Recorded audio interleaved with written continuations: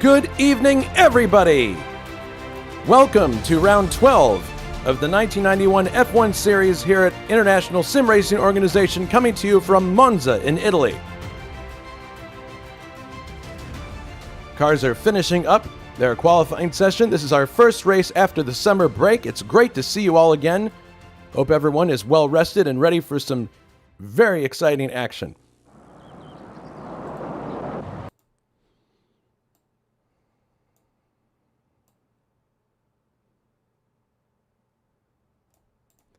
And I'm joined in the booth by Alberto Ibañez. Alberto, good evening. Good evening, everybody. It's nice to see everyone right after the summer. Hope you all enjoyed it very much. And here we are to resume our season of racing. Yes, this is one of the more prestigious races on the calendar, the Italian Grand Prix at Monza, a track that goes all the way back to 1922. Looking at the track map now, of course, not nearly as quick as it was way back in the day, because now it has all the chicanes. But this is the format that was used, I believe, as early as 1979. Is that correct, Alberto? Yeah, I believe so. Although the chicanes have been varying in the configuration over time.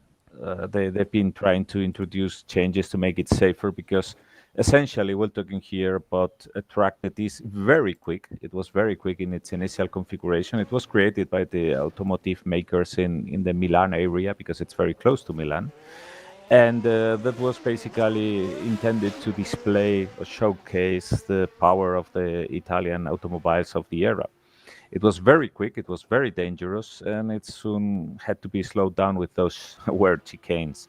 So you basically have more or less the same pattern as the Hockenheimring, where we have been racing already, which is very, very fast straights, interrupted by these heavy braking chicanes. And, well, like we said, configuration has been changing over the years, but in itself, the nature of the straights interrupted by the chicanes has been very much kept. It's nowadays one of the treats of this track, and it, of course, means you also need a bit of compromise in the setup, in that you need the top speed in the straights. That means low wing, obviously, but you also need lots of traction coming out of those very slow corners. Braking ability is going to be paramount here. The best brakers, the ones who are able to throw the anchor later, are going to have a big advantage here. And then again, also those who are smooth and sensible with the throttle and are able not to destroy the tires coming out of the chicanes. That's what we are expecting to see in the race, because that's basically what's been happening in Monza, I think, ever since it was modified for the chicanes. Yeah, absolutely. It ends up being kind of a game of chicken going into these chicanes to see who's going to, oh goodness, as John Team runs into the gravel at the Parabolica. Trying to find a car here that will take us around for a lap. One of them that's close to the end of a lap. It'll probably take a minute to find one. Yeah, Carroll Smith once said that road racing was basically drag racing between corners, and I guess this applies very well to Monza. Absolutely, yeah, this is definitely one of those cases. Bruno is heading out on a lap here, and he'll be back at the Parabolica in a second. While we have some time, let's go through the driver's points as they are right now. This is round 12 coming up. After 11 rounds, Pascal Mikola is in the lead with 56 points. Dave Miller has slipped back from him a considerable amount because of the DNF he had at the previous race. He has 37 points.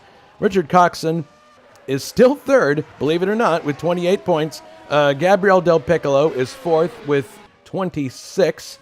And then David Jakes is fifth with 25 points. In the constructor standings, Braun Tyrrell Honda is in the lead with 58 points. Scuderia Italia is second with 42. Then it's a tie for third between Brabham and Minardi with 41 points apiece.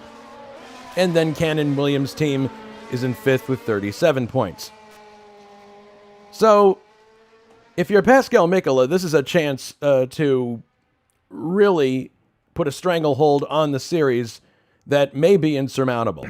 I didn't have a chance to see the qualifying finish before we came to air. We'll see who's in what position when we go to the race session, but I'm wagering that Pascal's pretty high up the order. So the challenge today Alberto, I guess, is for Dave Miller to have a flawless race. And he's really going to need some calamity to happen to Pascal if he hopes to close that gap. Yeah, he needs. But this is a track where, well, this calamity can actually happen to anyone because with those heartbreaking areas, it's obvious that the brakes are going to take a heavy toll. It's going to be really, really tight to keep your brakes in one piece towards the end of the race. We have already seen the drama with the brake wear in previous races, and in this one it's going to be absolutely exaggerated because remember, if you lower your wings to get more top speed, then you're also reducing your ability to brake because as soon as you lift off the throttle, those things are absolutely anti-aerodynamic. They have lots of grip, but those big wings are actually like a parachute hanging out from the rear. So for those who are gambling on having very high top speeds in the straights, it's going to be a heavy proposition later because those brakes are going to suffer a lot without of the help of a higher wing to decelerate. Yeah, that's definitely true. Watching Bruno Chacon now, and he's going to be coming around to start a lap here, and we'll take a look at an onboard lap in his Williams Renault. Here we are on board.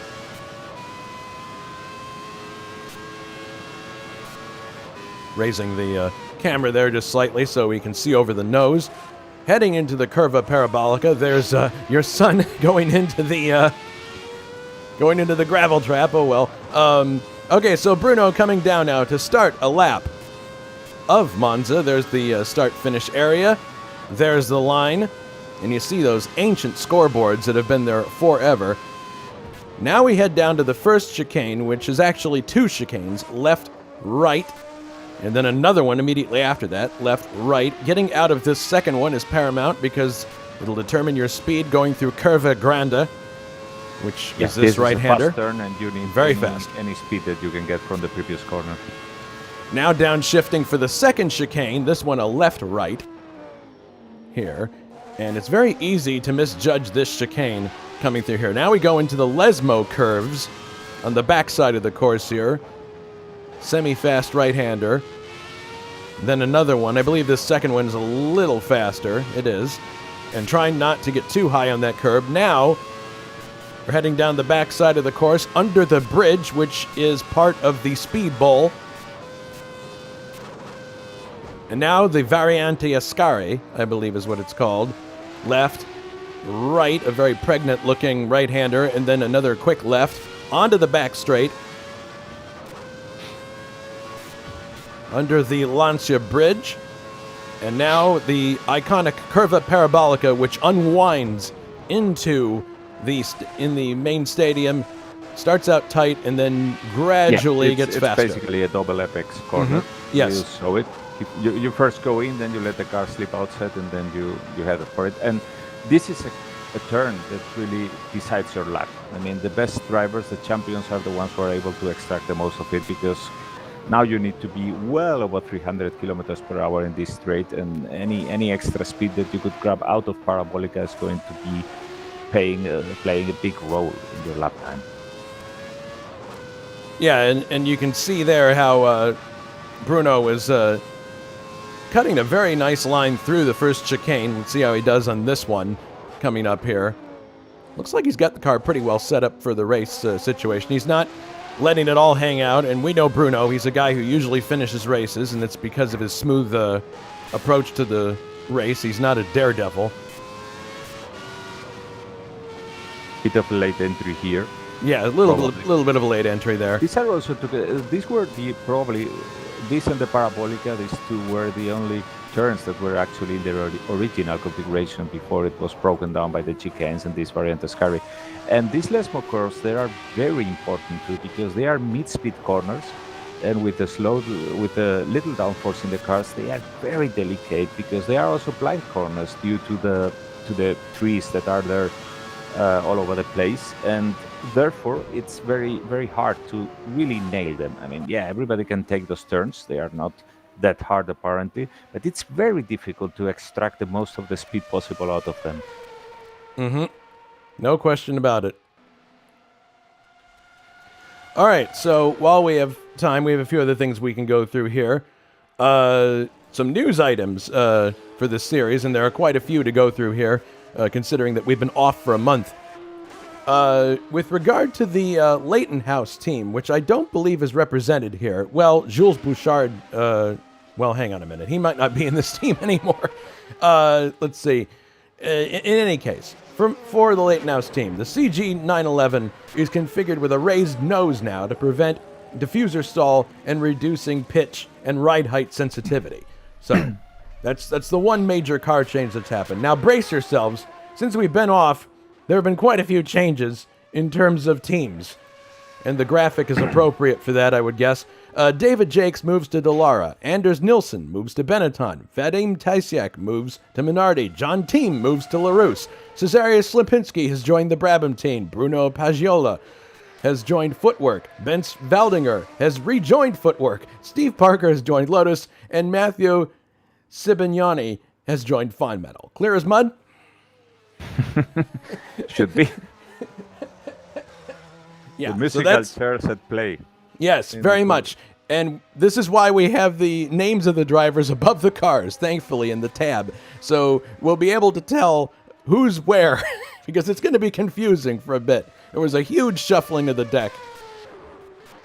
Yeah. So it's going to hopefully provide some nice competition because, well, Anders, I don't think we need to say much about him. He's a big quality driver, and he's going to, for sure, make Pascal's life way harder now at the front of the grid. Yeah, we'll see where he ends. I mean, clearly he's currently set the fastest time in this warm-up session, and that's pretty. And it's important to note. Oh, there's David Jakes going to the top, and David's moved to another team too. So, you know, the warm-up session is really critical because it shows, ostensibly, assuming that the drivers are on full tanks, it shows what their performance in the race will likely be, which is not necessarily the same as what it was in qualifying. So, with Jakes and Nilsson on top there, and we're looking for Pascal, I don't think he's set a lap yet, but Jakes and Nilsson at the top, and your son is third on that list. Miller is fourth. So, yeah, it looks like this is not going to be... If this timing chart is any indication, it doesn't look like this is going to be a walk in the park for Pascal this time. We'll see. Yeah, I know Little Al had very good pace in the race because I don't think he even practiced much in the qualifying trim because he just wanted to be somewhere there comfortable up in the grid. But I know he has a good race pace. He worked above everything in the setup and the stints and all that. And, well, this is a race where tire wear is actually not going to be that high, except, of course, as I said already, the acceleration coming out of the corners and the rears. But you probably need to be quite violent on the throttle to really get problems with that. So we should expect to see a one-stop strategy for everybody. And the only other thing that could be of some concern for some cars, like in this case the McLaren with a thirsty Honda engine, could be maybe a bit of tightness with the fuel use towards the end of the race, but we'll see. All right, well, as I mentioned at the top of the show, we're back from our 1-month break. I hope everybody's well rested. I know that I took a trip up north and did some kayaking, which translates into me falling into the water. But we do have races that are coming up here, and let's take a look at what is on the docket for ISO in the coming weeks. Next week, big event, the final 500-mile race of this calendar year, the third jewel in the 1974 USAC Triple Crown. It's the Shaffer 500 from Pocono International Raceway, the Tricky Triangle. Teamy, I think we have a good shot to do well here. Let's see. I hope so. I really hope so. This is a track that I like a lot, the Tricky Triangle. Yes, very much a driver's track, and we'll definitely we'll see what's going in there. Unfortunately, Tiago is not going to be able to make this race, and he's one of the higher people up in the point standings. So it may cause quite a shakeup in the points, considering how many that are given out for a 500-mile race. We'll see, but that's going to be next Sunday. Then, the next race that we have for this series, the Portuguese Grand Prix, round 13, and that's on Sunday, September 27th. The green light is at 2000 CET. I will be broadcasting that one. And then after that, we have round 10 of the USAC National Championship, the Tony Bettenhausen 200, once again coming to you from Milwaukee, the Wisconsin State Fair Park. And the green flag for that is a 2000 CT. That's on October 4th. Let's look at what's coming up. Let's take a look also at the trivia question while we have a moment here. Trivia question for this race. Michael Schumacher and Lewis Hamilton share the record for the most Italian Grand Prix wins with 5 each. Who is next on this list with 4 wins? Is it A, Nelson Piquet, B, Juan Manuel Fangio, or C, Alberto Ascari? We'll have the answer later on in the broadcast. Now,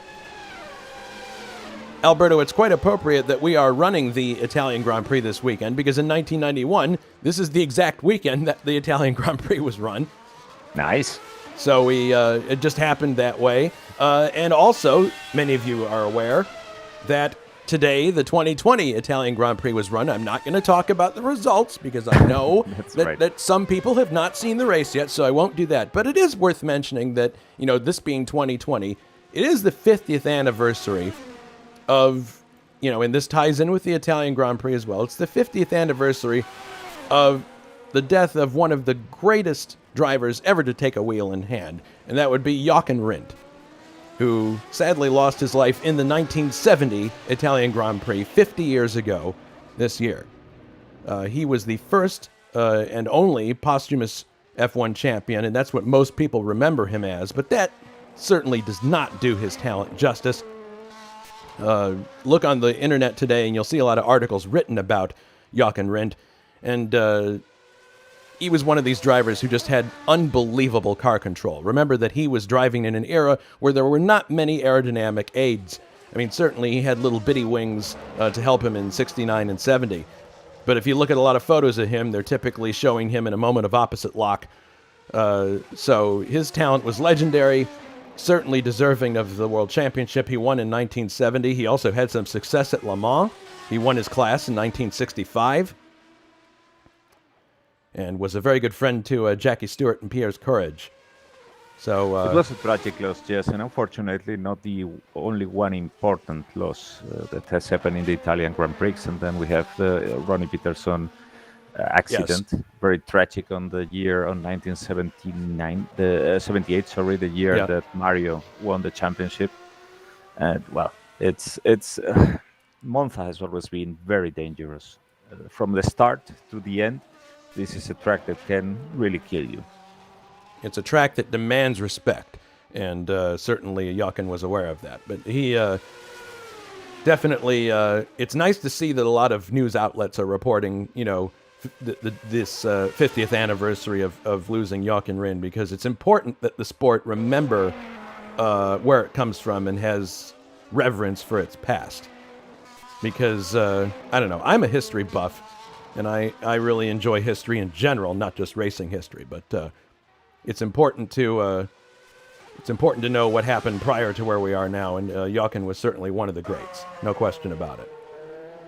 Yeah, it's ironic and funny that in America they care so much more, usually, about the history of their sport and their institutions and all that than they do here in Europe. I don't know if we are just taking for granted that we have thousands of years of history, while America is a relatively new nation. But I always found absolutely stunning, great, and emotional how the old drivers and how the legends, the heroes, and everybody is reverenced and is like honored in the United States in the motorsports. It's really nice, and I would really hope that this trend continues here in Europe, and they really make this happen in the future in Formula One and other form of motorsports, to have the legends, the inductees into the Hall of Fames and all those legends walking, if they are still alive, walking there in the paddock with the Grand Prix and being always around. That's something that is absolutely lovely of American motorsports.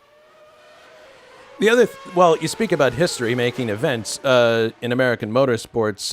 The one that did happen over this past weekend was Scott Dixon joined the 50 win club in IndyCar racing. He's now the third driver on the list with 50 or more wins, the other two being Mario Andretti and AJ Foyt. And this is, of course, counting wins that happen in USAC and Championship Auto Racing teams and the current IndyCar series, all of them. So, And I think he's only 2 wins behind Mario, so you may see him move up to number 2 in that list fairly quickly, because the series is obviously not over yet this year. So history still being made at the top rungs of motorsport. All right, so the warm-up is about 10 minutes away from conclusion. So we are going to take a commercial break. And we got a few new sponsors to show you here. We'll be right back after these messages. Don't go away.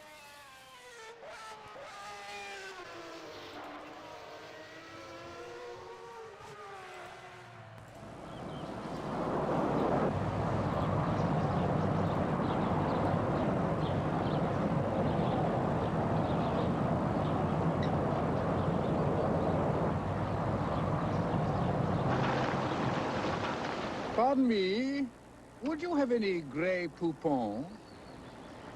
But of course. Grey Poupon, one of life's finer pleasures. These are the machines of the 90s. Fuel injection, overhead cams, fully valve. Today's high-tech engines demand high-tech protection. Kendall Motor Oil is specifically designed to provide the ultimate protection against heat and wear under the most extreme conditions. Don't take a chance with your high-tech engine. Use Kendall Motor Oil, formulated to protect your high-tech engine. Kendall Motor Oil, pour in the protection.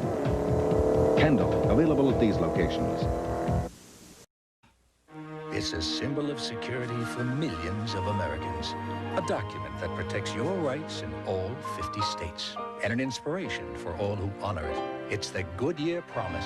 Available only with Goodyear Certified Auto Service. It includes a nationwide warranty that promises we'll fix your car right or fix it again free at 2,700 locations nationwide. Good tires, good service, good people. Goodyear. Free lifetime service at Oil Changer.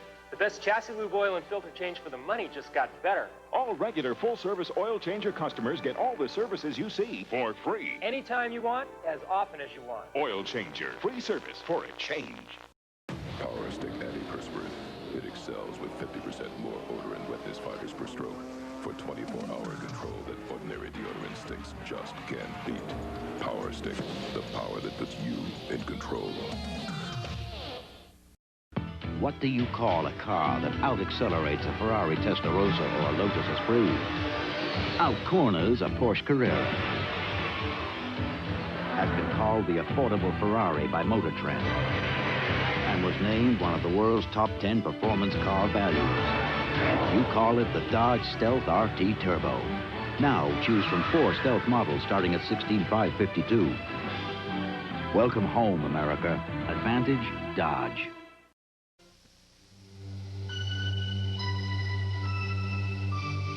With the highest resale value in its class and proven Honda reliability,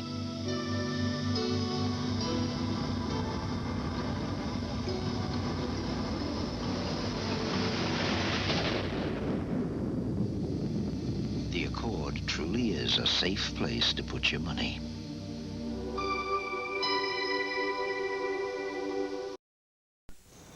I'll be there in a half an hour. Let me think about it. The most important safety feature in any car is the driver. That's why we've given the Mazda 929S luxury sedan a patented rear suspension and the security of anti-lock brakes. For a driving experience so relaxing, it lets you make those split-second decisions every luxury car driver needs to make. I've thought about it. Let's order pizza. The Mazda 929S. It just feels right.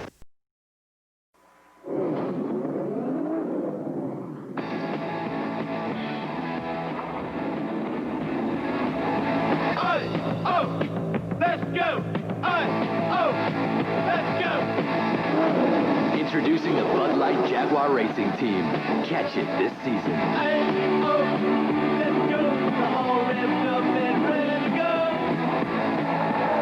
How do we get the truck back? Throw it in reverse. Watch carefully. What you are about to see is fast, very fast. When the Pennzoil Special is racing at 230 miles per hour at Indy, its engine needs all the protection it can get. And that's what it gets with Pennzoil. The same straight-off-the-shelf Pennzoil quality that goes in your car. On the road or on the racetrack, nothing performs like Pennzoil, because nothing protects like Pennzoil. Pennzoil, ever since America learned to drive. And we are back. So, we're watching right now Alberto Cesarius Schlepinski, who has joined the Brabham team, replacing, I believe it is David Jakes. Yes. Who has moved into the Dallara that Richard Coxon vacated. Mm-hmm. Now, Cesarius is known as to be a very, very quick driver as he's on the limit going through the first chicane. And he drove for Ferrari in a couple of races. Oh, I'm surprised we haven't mentioned Ferrari yet. Good grief. Because clearly the pressure is going to be on here like it never has been. It has not been a good year for the Tifosi or the Maranello-based team. They haven't scored any points this year, and by all accounts, we've mentioned it ad nauseum, but it would be wrong of us to not mention it, of all places, here. David has had a few good drives, but not nearly the success he would like, but hopefully things will change today. I mean, this is certainly a track that will benefit from the 12 cylinders that he has at his disposal, and also that Mike Olson has at his disposal.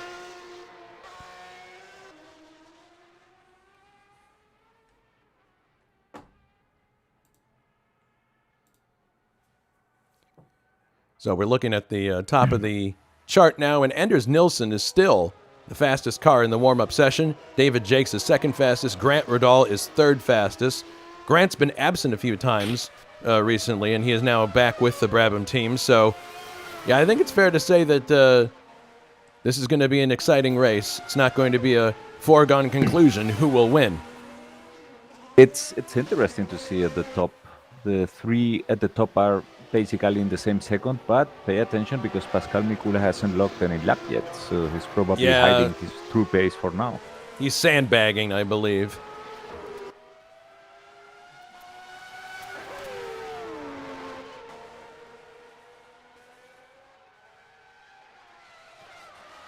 Yes, I guess we have some new viewers on the YouTube chat, and yes, we endeavor to make this as authentic a production as possible with 1991 ads that match the 1991 cars.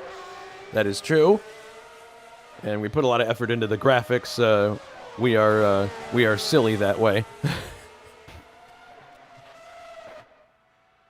All right, so about 2 minutes and 48 seconds now until we go to the race session. Certainly a clean start is going to be important for everybody. Sprinting down to that first corner. I mean, apart from that, Alberto, what do you think the keys to the race are? The keys to the race, in this case, of course, you need first of all to have chosen your setup wisely. We already mentioned that we will be having here a compromise between being very quick on the straights and being able to conserve your brakes. So first thing that you need is to have made your homework. You need to have the proper setup to be able to be competitive here and to be at the top, to be able to overtake, not to be a sitting duck on the straights. Then also you need to choose very carefully your tires. Yes, we know tires are not normally going to be a problem here, but because there is only going to be one pit stop probably, that means you have a single shot here. Either you do it right or you find that half your race has been wrecked if you chose the wrong tires. Then the question of traffic is not that important here, because this is a track that, despite not being too wide, is a track that overtaking shouldn't be too complicated if we are talking about lapped cars, and fighting for position, that's something that's going to be a bit different, because yes, you can overtake on the straights if you have the power, if you have the slipstream from the other car, but at the end of the straight you have to consolidate the position on the braking. And this is going to be a challenge because the cars have little wing and the braking here is very complicated, and we already mentioned it. The best brakers here are going to be the ones who are going to come out on top at all the fights that happen. All Our friend Alberto once again proving to us why having a good color commentator in any broadcast is essential. Really appreciate your analysis. Oh, thank you. All right, so, and also we should mention, obviously we're still in the grips of the pandemic. I don't want to deluge people with cliches, but we really sincerely hope everyone listening is healthy and doing okay. This has been a trying year for everybody. We invite you to sit back, relax, and enjoy what hopefully should be a very exciting race and just forget for a moment about all the craziness that's going on.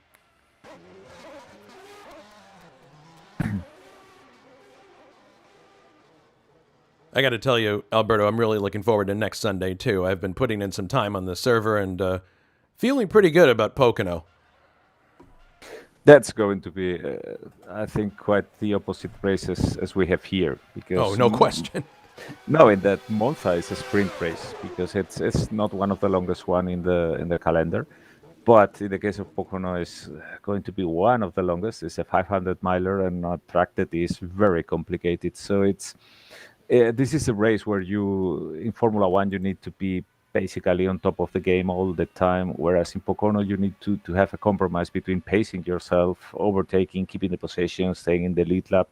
Now, it's going to be quite interesting to see people switch mentally the chip, so to speak, and have to deal with something as different as the tricky triangle will be. Anyway, drivers are now moving to the grid. All right, here we go. 53 laps or 2 hours, whichever comes first. But given how quick these cars move, I'm quite sure it's going to be the lap count that comes first.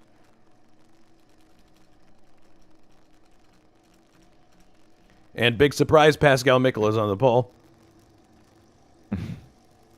So we'll go through the grid once they start peeling away. Yeah, everybody waiting because they don't want to overheat the engine before joining the grid. Yeah, we had a... Yeah. Sorry, go ahead. No. I was letting you say it because, well, I know you were already surprised by that in some of the races before until it became a trend. I mean, these engines tend to overheat, tend to overcook. You need to be very careful when you are at slow speeds or pitting in the box or whatever, because these things get very hot. So we had some engines blow in the grid, which is really a shame. All right, waiting for the cars to roll off on the reconnaissance lap. There's the little flash in the corner, and here we go, off on the recon lap for the 1991 Italian Grand Prix. On the pole, Pascal Michel, Tyrrell Honda 020. Starting second, Anders Nilsson, who has now joined the Benetton Ford team in the B191, number 20. Third, also in a new team, David Jakes in a Dallara Judd D191. Fourth, the Detroit Demon, Brian Janik in the Minardi Ferrari, the winner of the Hungarian Grand Prix. Fifth, Grant Riddall, glad to see him back on the grid in the Brabham Yamaha. Sixth, and with a huge cheer from the Tifosi, David Saber, starting sixth in the Ferrari 643. Seventh is Juha Boss in the first in the McLaren Hondas. Eighth is Dave Miller, the chief rival to Mikola in the championship in the Williams-Renault FW14. Ninth is Adam Hackman, Benetton Ford B191. 10th, Vadim Tesiak, who has joined the Minardi Ferrari team. 11th is David Yunt. I believe this is a one-off drive for him for Jordan Ford. 12th, Cesarius Lipinski in the other Brabham Yamaha BT60Y. 13th, Little Al driving the McLaren Honda MP4/6 number 2. 14th, Ray Riddall staying with the Dallara Judd program, D191. 15th, Tim Hilla in the other Jordan, J191. 16th is John Team in his LaRousse LC91. This is a new team for him as well. 17th, Mike Olson staying with Ferrari 643. 18th, Bruno Chacon, who we were on board with earlier, Williams-Renault FW14. 19th, K.O. McHeels in the Ligier Lamborghini JS35B. 20th, Bruno Paggiola in the Footwork Hart FA12C. 21st, Timo Vermeers, Lotus Judd 102B. 22nd, Jules Bouchard in the CG911 Leighton House Ilmore. 23rd, Benz Valninger. Footwork Hart, FA12C. 24th, Johnny Aces in a LaRousse Ford. We'll see if he can come back from the back of the grid and have a good performance here and not fall through any invisible holes. And rounding out the field, minus a front wing, is Porfirio Santos in the second Tyrrell. So obviously he's going to have to go to the pits and fix that. Hopefully he's aware that he has that problem. And good timing here, because here comes Pascal onto the front straight. 25 cars, 53 laps. And he is moving back and forth to get heat into those Pirellis. Tense moments here.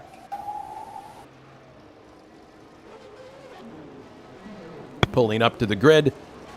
Pascal is on our left. Nilsson on his right. Immediately behind Pascal, David Jakes. And immediately behind Nilsson is Brian Janik.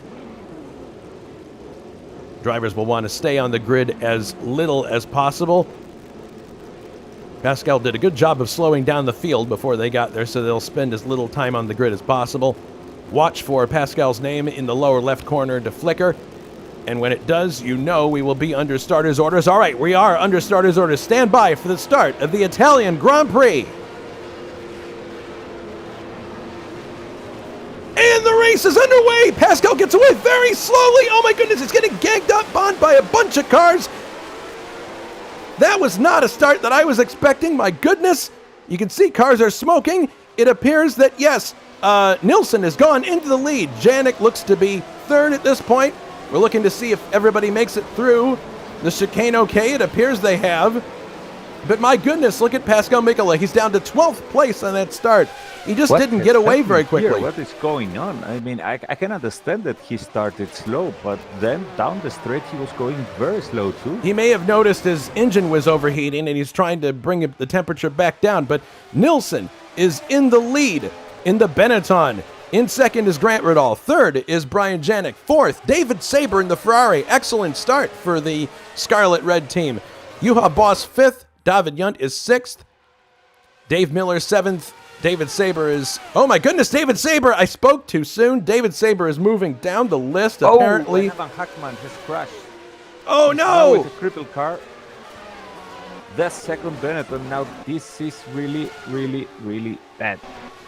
Not going to make it. I don't think that car... I believe David Saber has got some kind of a problem. It may be a suspension damage of some kind, but which is really too bad because he was... Yeah, he's definitely crabbing. Tim Hille too has crashed.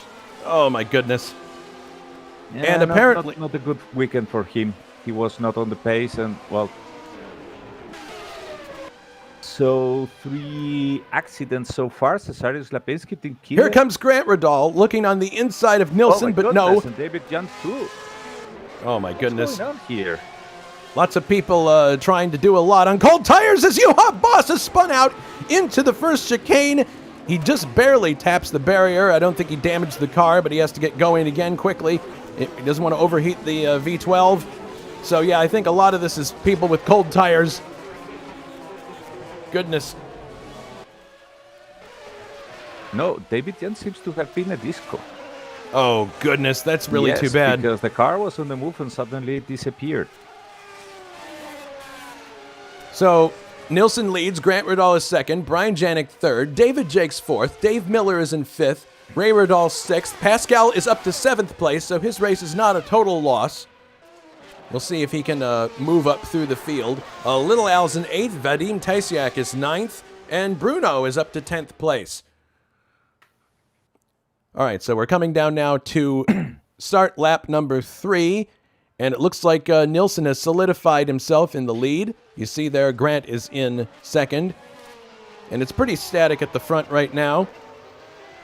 But we'll see if Grant can pick up the slipstream. He's actually lost quite a bit of space between himself and Nilsson. I don't think he's going to be able to pick up the slipstream here at this point. Some action there at the chicane as Timo Vermeers made an out-track excursion, but he joined safely again and is now trying to get the position back from Jonathan at third clean. Porfirio Santos. Yep, there he goes. The front wing. That's amazing. He may not even be aware that he's missing that wing. Jonathan does a good job of holding off Timo Timo, going into the Parabolica. Jonathan was talking to me before the race here. He's not at all confident with this particular car. I think he's going to try to rise to the top via the attrition of other cars. Yeah, he definitely, you can see how the car's wiggling as he goes through the first chicane there. He's not very comfortable yet. Juha has recovered and is at 11th place now, so that's going to, it's going to be a while before he can get back into a points-paying position. He's currently following Bruno Chacon, so that's an interesting comparison of cars there. We'll see what happens if he's able to get back close to the front again. But I figured there would be some action going into the first lap because, you know, cold tires and lots of people expecting things to be happening. Looks like there's another incident here that's happened, but little Al we're riding with now is in 8th place, pursuing Pascal Mikola. Again, Pascal only dropped to, he dropped all the way down to about 12th place on the start, but he's quickly, I think, it was a combination of him recovering and people going out of the race that got him back to 7th place. Yes, very likely, although he's a long way to the top of the race.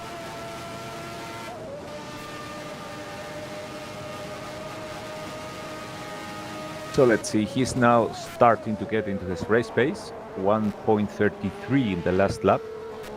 Whereas in the case of the head of the race, Anders has gone below 130 in the previous lap, 129.9, which is quite impressive. Yeah, Anders, I'm sure, is pinching himself because I don't think he was expecting that to happen to Pascal on the start. So he's definitely going to make hay as much as he can, and it'll be interesting to see how the tire situation plays out, who decides to pit when. Obviously, when you're starting on a full tank and you pit for tires, the conventional wisdom might say you pit midway through, but maybe not, because of the less weight you have of fuel in the second stint, those tires may last longer. But again, as Alberto pointed out, we're going to find out quickly here who chose the right tires for this race and who did not. A lot of it will depend on a world of combination that is available for the drivers, so it's going to be interesting in that regard. And so far what we can tell is that Anders has a very quick pace. That could be, obviously, that's his talent. That's a very good car, which is the Benetton. Oh, goodness! Sorry to interrupt, but Brian Janik has spun off at the Parabolica. He's trying to get back in the track, obviously making sure that there are no oncoming cars. His tires are in good shape. Well, he's going to be overtaken by his new teammate, Vadim Tasiak, and it looks like his engine's smoking. That's not a good sign. He's going to continue on. Hopefully that smoke will clear up as he gets air moving through the radiator ducts. Looks like it is. It does. Okay, good. That's good news. But it looks like he's having to soft pedal it just to get the temperature to go back down. There's Juha, and I think that might have been part of why Pascal sunk like a stone early on lap 1. He probably, he wanted to get back at everybody and make up time, but he needed to let his engine cool down. You saw the smoke coming off of it. Yeah, that's probably why. Oh, and Jules Bouchard is also out of the race now. Oh, that's too bad. Jules driving for the House of Leighton out of the race. Santos looks like he may have come into the pits to fix that wing because he's showing us 2 laps down in the race. But Nilsson still leads, Grant Riddall in second, David Jakes is third, Dave Miller fourth, Ray Riddall is fifth, Pascal Mikola is sixth now. Seventh is Little Al, Vadim Tasiak is eighth, Juha is ninth after his spin, and Janik is 10th. So Janik still has a chance to do well here. But a lot of it's going to depend on how long he can go in those tires and if anybody else has any issues in front of him. You can see him now. He's trying to slipstream off of Juha here. So he may actually have a shot at 9th place here. Juha stung early as well. Ooh, looks like Juha definitely having some oversteer there going into the Parabolica, running right out to the ragged edge. That's the other thing about the Parabolica is you're accelerating. It's very easy to get too greedy with the throttle, and next thing you know, you're in the dirt. And he's definitely picking up the slipstream here, but I don't think he's close enough to attempt now. You can see Vadim, his teammate, just ahead. Yeah, they are both catching up on him. Yeah, these are cars that have 12 cylinders, all the ones you see on the screen here. So, looks like Brian may have a shot here. The other thing that to consider is that maybe not everybody has trimmed out their car as much as they as other people, because it's tempting to trim it out to the point where you get the best top speed. But then, of course, the car is really unstable in these chicanes. There may be other people who've set them up to be more stable there, but they're going to be sitting ducks on the straight. We'll see what happens. Yeah, and I think, as we already mentioned before, that one of the decisive reasons to trim the cars with more wing is the brakes, because it's going to help you big time in the braking. Santos is now out of the race, and so is Bence Veldinger. So 2 more retirements there, unfortunately. And we do have confirmation about what the calamity that befell David Yunt. He says that he had a disco, which is very unfortunate. It is such a roll of a dice these days with bandwidth, because the demands on the internet grid are just so crazy. As Juha goes ahead of Vadim here, going into the Parabolica. Wasn't expecting that development necessarily, but here comes Brian. Looks like he's going to get his teammate here on the outside. No team orders from Giancarlo, I guess. Whoa, it's going to be tight, but he makes some room, but keeps the inside. Brian outbreaks him in the outside. Nice job. Played. Nice job. But you know, all this overtaking actually took place at the exit of Parabolica, because the exit from Vadim was not as good as the one from Brian, and that's what decided everything at the end of the straight. Meanwhile, so Brian is again trying to overtake Juha. Meanwhile, Ray Radal is closing in here on, more yellow flags, as we have a car that's in the wall. It's Grant Radal. Grant Radal has spun out in a rather curious spot. He spun out just before you get to the Variante Ascari. I'm not sure what happened there, but this is not good for him. He's out of the race. He just took a curb. Too much of a shoot. curb. The car was upset because it was lifted in the air and it couldn't keep the traction. And Vadim Tesiak is having issues in the same portion of track, but he's able to keep going. Brian looks like he's in a prime spot here to attack Juha Boss at this point. We'll see what happens. Coming into the Parabolica. Because he was pushing the car so that he could basically keep up with Anders Nilsson, but, well, he pushed probably a bit too much, and that's where the spin came from. Anders is meanwhile lapping now Timo Vermeersch, with a lead of 11 seconds, which seems to be, well, something that will keep him quite comfortable during the race for now. So it's second David Jakes, then comes Dave Miller, podium position, Ray Riddle in fourth, Pascal Mikula in fifth, Little Al in sixth. All those are the points-paying positions. Then 10 seconds after Little Al comes Juha Boss. 8th is Brian Janik, 9th Vadim Tasiak, 10th Bruno Chacon rounding up the top 10.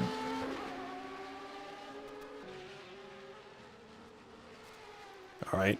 Meanwhile, we're watching Ray Radal here in fourth place as he is stalking Dave Miller going into the Parabolica. Obviously, there is a difference here in horsepower. And Brian Janik is already past Juha Boss. Yes, he has. We just saw that on our chart. Okay. Oh, my goodness! Oh, goodness. There, very, very nearly an accident there as they came off of the Variante Ascari. I think they caught the curb kind of funny there, and Brian was very lucky to get away with that. Brian is now in 7th place. Yeah, drivers tend to get too confident there because of the wide space that is on the right, but it's actually a very dangerous place. Little Al is running in 6th right now. People are taking a lot of liberties, I have to say, with the chicanes here.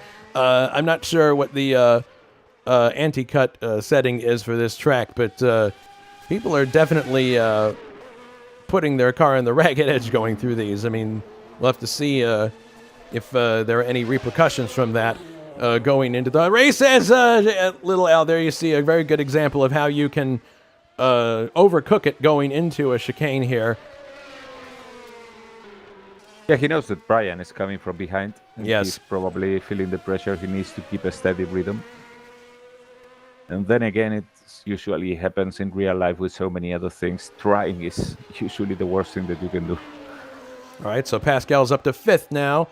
And we have another retirement. Bruno Paggiola is out of the race. He says on the YouTube chat that it was engine failure, which is unfortunate because he's got the Brian Hart engine, and you would think that would be more reliable than the Porsche engine it replaces. But another retirement here, so attrition very high in the early going here. We're not even to lap 10.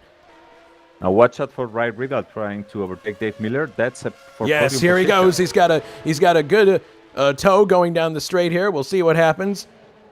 He's on the outside, but Miller has got the inside line. Miller defends beautifully going in there. Really good racing here.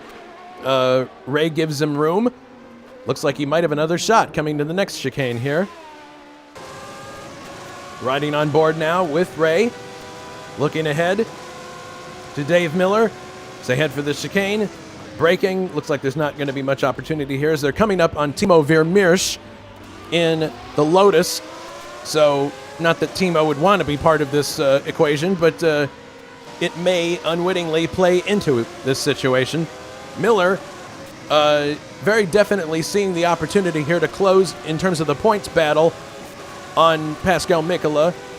Although Pascal is now 5th, it's paramount that Dave finish ahead of him if he has any hope of catching him in the championship. As they go into another chicane here, this is the Variant Ascari, and Timo moved aside, was not a factor here. So now Ray has an excellent opportunity here, although I think he's probably going to try to attack. Yeah, no, I think he's going to set it up in Parabolica. He's leaving some distance so as not to have front washout.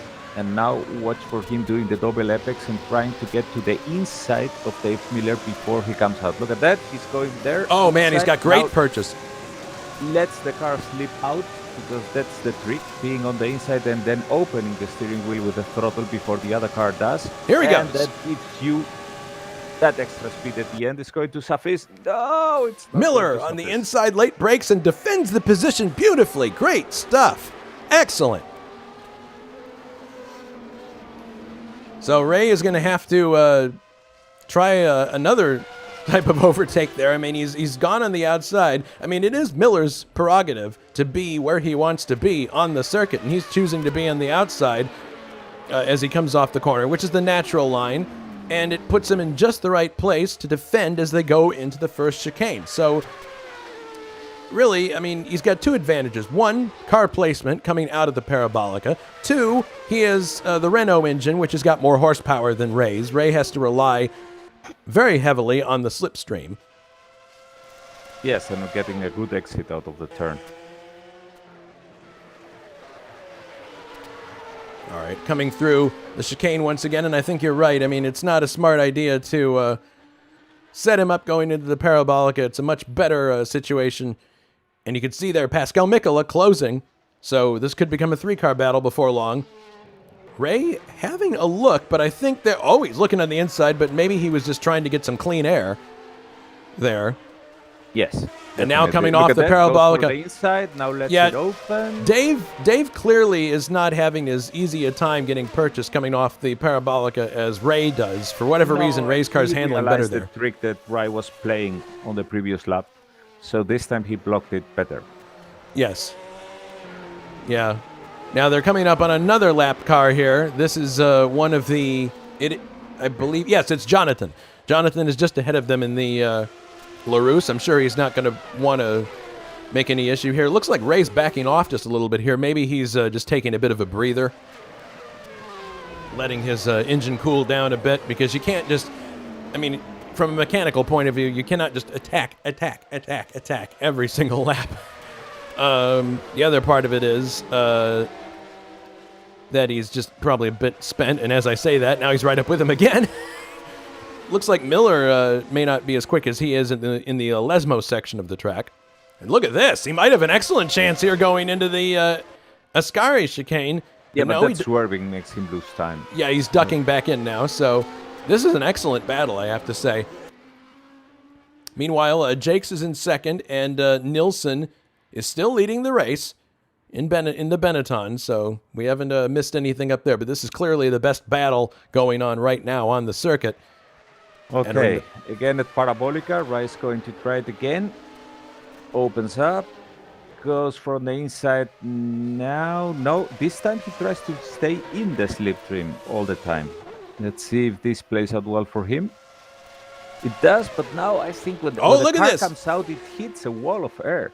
Yeah, he's now out of the slipstream. He's going to have to late brake, which is what he does. He's on the inside line, and he gets it done. He did it simply by braking a little bit later than David and got it done. Now the question is, can David counterattack? And you see what happened there.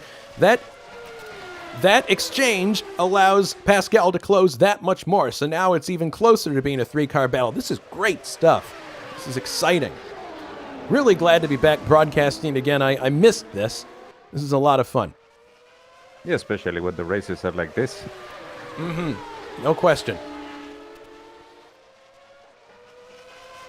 So Ray now in third place, and he is 18 seconds and change back from his teammate, David Jakes.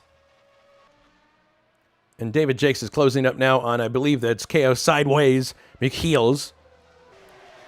So there's a good distance here between Dallara teammates. Worth mentioning, too, that Dallara is quite high up in the constructors' points, so I'm sure they're really happy with their acquisition of David Jakes. That will bolster their constructor situation. As we see now a challenge from Pascal Mikola on Dave Miller going into the Parabolica. He was trying to challenge him on the outside, not the very best place to do that. I think he was trying to force Dave to cover the inside so that he got a worse line coming out of this corner, but Dave blocked it quite well.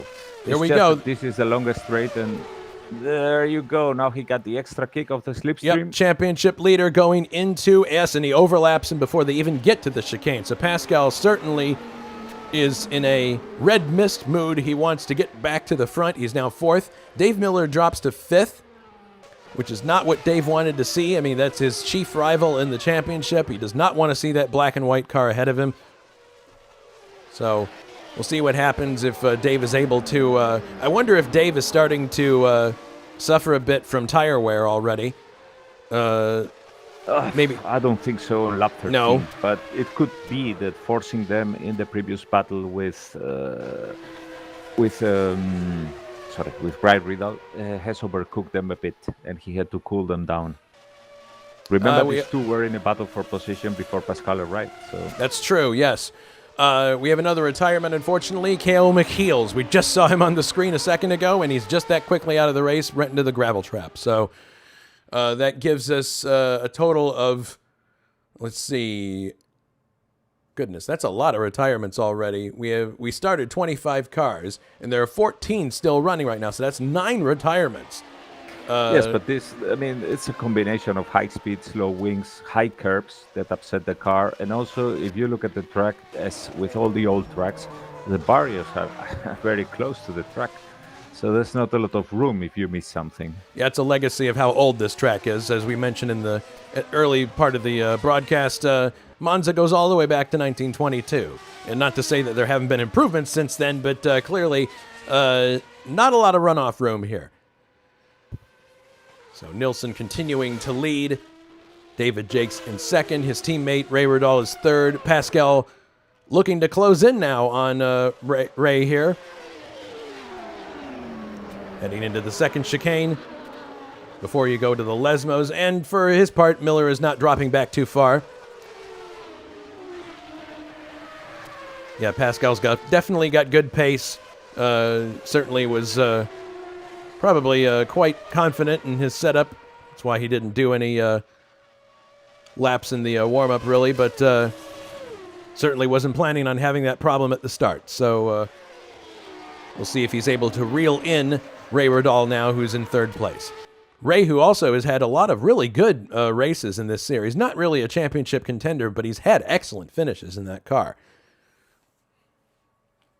Coming down the straight now, you can see how much Pascal's benefiting from the slipstream of that coming off that Dallara. And KO is saying in the chat that he went wide into the parabolic and the car just went straight. Well, I guess he got a got out into the gray there, and that's what happens, whether it's an oval race or a road course. And here comes Pascal now, looking on the inside. Oh, my goodness, very bold move down the inside. Takes Ray Radal. I think that was a combination of the slipstream and his power plant just being a bit better than Ray's. So Pascal now finds himself in third place. Now he's got his work cut out for him. He's got a 21-second gap between him and the second-place car of David Jakes. All right, so in the back it was Bruno Chacon and Vadim Tasiak who were on a fight, but Vadim has unfortunately made a spin, so he is now a bit of a distance off from Bruno. And then that positions are quite steady because there are gaps between the cars. And your son is in sixth place still, which is really good. He's had a very good start and hasn't made any mistakes as far as I can see. Very clean driving so far. Yeah, I've been watching also Brian Janik's time. He's been getting bit by bit closer to Little Al, but it's very slow progress. So we'll see what happens when the race, as the race progresses and we get the cars lighter, and especially as they do their pit stops, because, well, believe it or not, we're only on lap 16 of 53. Yeah, this is a race that flies by very quickly because it's a high-speed race, similar to the kind of racing you get at Hockenheim. Yeah, and all the incidents that we have had so far. So, So it's pretty static at the front at the moment.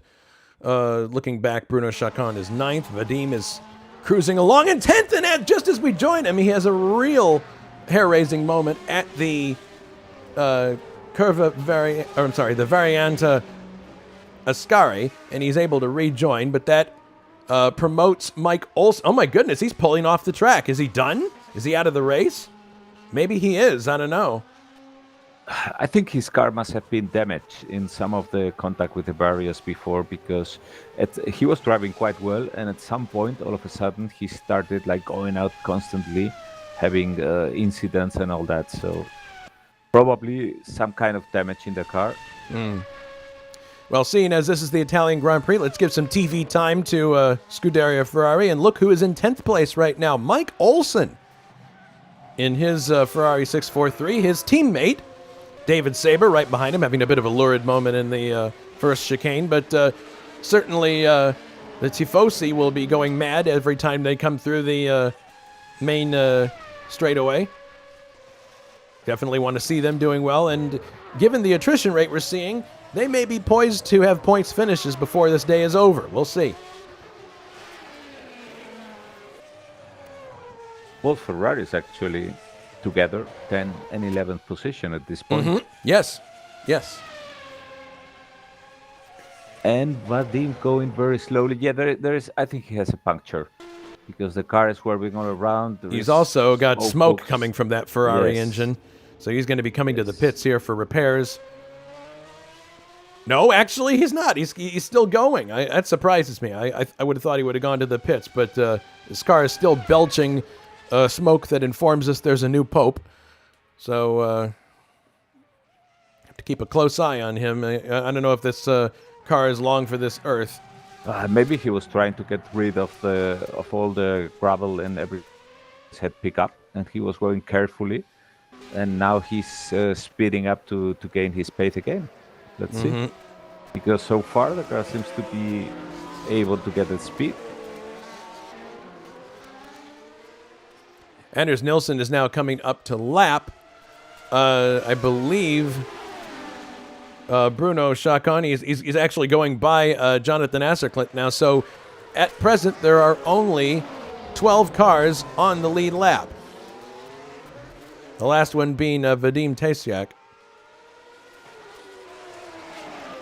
So he overtakes Bruno. So now, let's see, I'm going to advance through here to see the true... Yeah, sorry, I was looking at it from the point of view of who was there on the screen. There are now only 8 cars on the lead lap. That's the pace that Nilsson has been putting down so far, and we're not even at lap 20. Yeah, I've been looking at the laps, and he has been lapping steady in about 130. Whereas Pascal, we were wondering, the main contender has been lapping steadily in about 131. I mean, it's not even numbers, so the difference is actually below 1 second, mostly for the biggest part of the race in all the laps. But still, it shows that Anders is clearly quicker, at least here. Here we are coming out of the Parabolica. Let's go for a lap with our current leader, Anders Nilsson. Be interesting to see how he's tackling these chicanes versus the other people we've seen. Coming down to the first chicane, the left-right. He's carrying a lot of speed through here, actually. That's pretty impressive.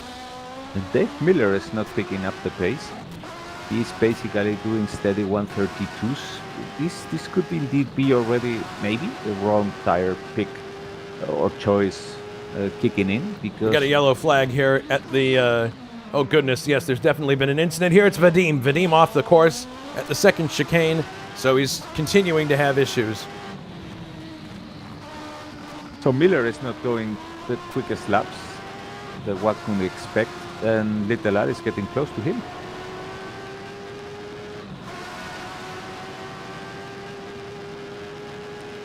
Well, that ought to be interesting to see a battle between Little Al and Dave Miller as we head into the Variante Ascari. Yeah, remarkably consistent driving from Anders here. Very nice.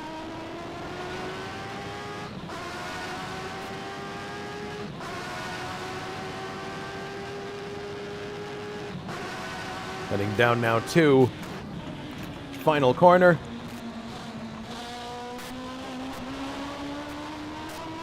And he unwinds from the Curva Parabolica back onto the main straight. That's another lap complete, starting lap number 21 for our leader, Anders Nilsson.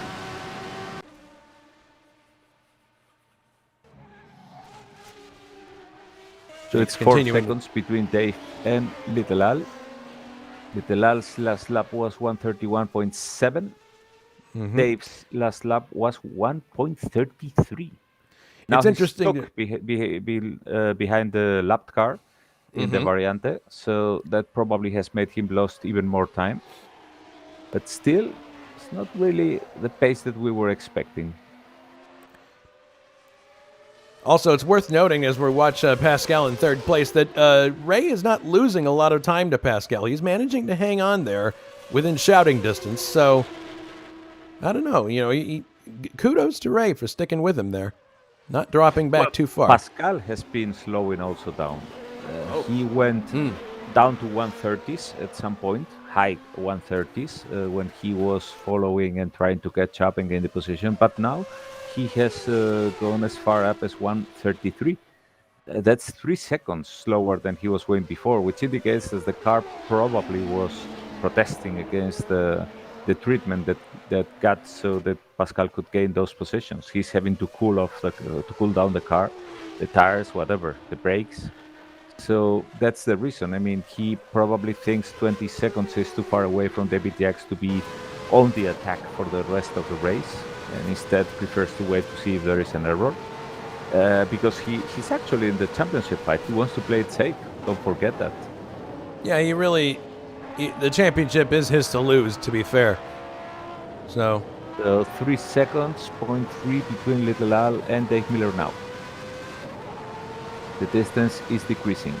Yeah, you can but see it's them. also decreasing between Brian Janik and Little Al because it's now 6 seconds. Last time I was talking to you all about the distance between both of them, it was 9 seconds. So in these laps, it has been going down to a mere 6 seconds. So we could be again facing a three-way battle very soon here. I'm surprised at the short gears that Dave Miller is using coming out of the Parabolica. He's revving the engine very hard coming through there. Heading down now into first chicane. And you can see, yes, that Little Al is definitely closing. 2 seconds now between them. Not even 2.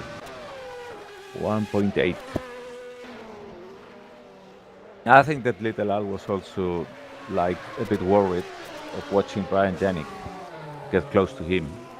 Probably he has also sped up in this last lap seeing both that he can catch up with Dave and that he can fend off Brian, because the distance with Brian has increased a bit to 7 seconds. And meanwhile, Vadim Tateak finally crashed, damaged the suspension, and is out of the race. Well, I can't say that wasn't to be expected given what was going on, but... yeah, he bid for repairs, but it seems that didn't fix the car. All right, so that leaves 13 cars on the track now of the 25 that started. And it looks like Pascal's starting to pull out a little bit of a gap from Ray, but definitely the cars to watch at the moment are Dave Miller and Little Al. Miller definitely seems to be struggling in the Parabolica. The trick for him is, I think, getting the power put down. And with those short gears, and maybe it's the tires that he's chosen as well, but it appears that he's having trouble getting the maximum grip that he needs coming out of the Parabolica in particular. He doesn't seem to be too confident in the Lesmos either, frankly. But I don't know. The good news is there is a pit stop coming up, and ostensibly, and he can switch to a compound that will work better in the second stint. So yeah, that's right. Maybe the option works better for him in the second part of the race.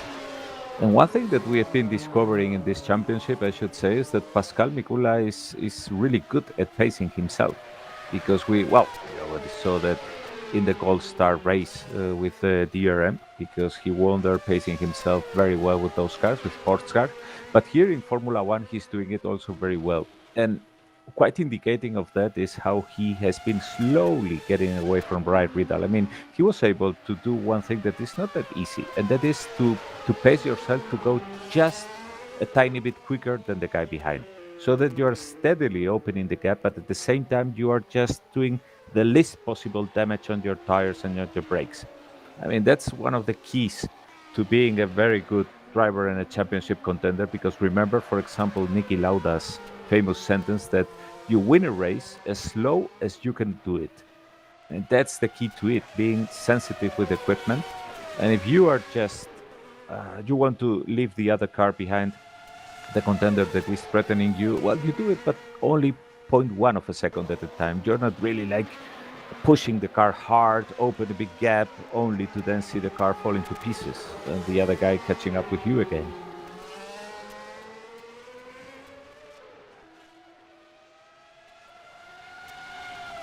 Well, looks like Miller's holding his own here pretty well. I mean, the gap seems to be, at least visually, about the same. Yeah, he has sped up, because Little Al has been very consistent in 131s in the last laps all the time, which I think is indicating that he's keeping a cool head, not getting the red mist of seeing the other car that you are fighting for position in front of you, but instead he is doing his own race, pacing himself.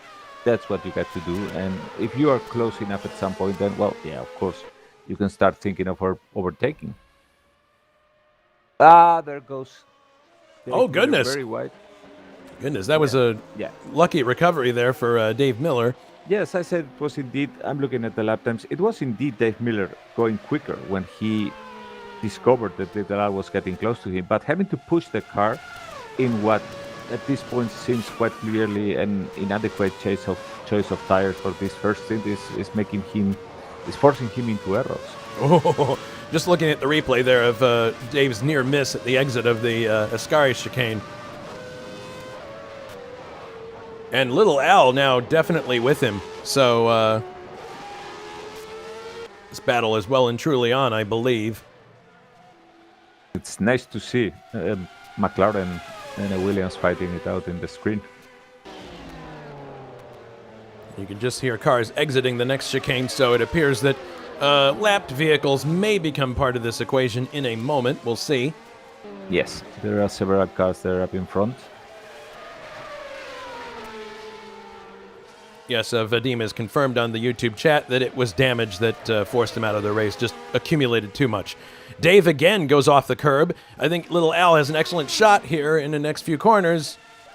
And Little Al really has to take a chance and overtake Dave at this point because Brian Janik is only 5 seconds behind. So the best thing that could happen for Little Al is that Dave was able to hold for a bit Brian Janik because Brian is clearly quicker than Little Al is catching up. Yeah, he's got to strike while the iron is hot, as they say. Yep. But you can see there that the engine in Dave Miller's Williams is definitely giving him the grunt he needs to stay ahead down the straights. So I think it's gonna be a combination of Little Al placing his car right and just, Seneca said, the philosopher, that luck is where opportunity meets preparation. So if Little Al's in the right spot when the opportunity presents itself, he'll be able to get by. Miller entered. Here Dave was helped a bit in the straight by the slipstream from that lap car from Jonathan. But he's clearly, feeling the pressure. Brian apologies. Janik steadily 5 seconds behind, which is good for both of them. We'll see how Miller does in the Lesmos here, because this is dangerous here. Look how Little Al goes for the inside because you can get a lot of washout here. Mm-hmm. Yeah, he's look trying at that. He really puts the car on the inside from Miller because he knows that otherwise he's going to wash out. Now coming into the Variante. He has a look up the inside, but I don't think that's going to work. No. Just didn't have enough momentum to get alongside. I think he was basically also showing Miller that he's there and trying to put him a bit into a look at position me, of here I making am. an error.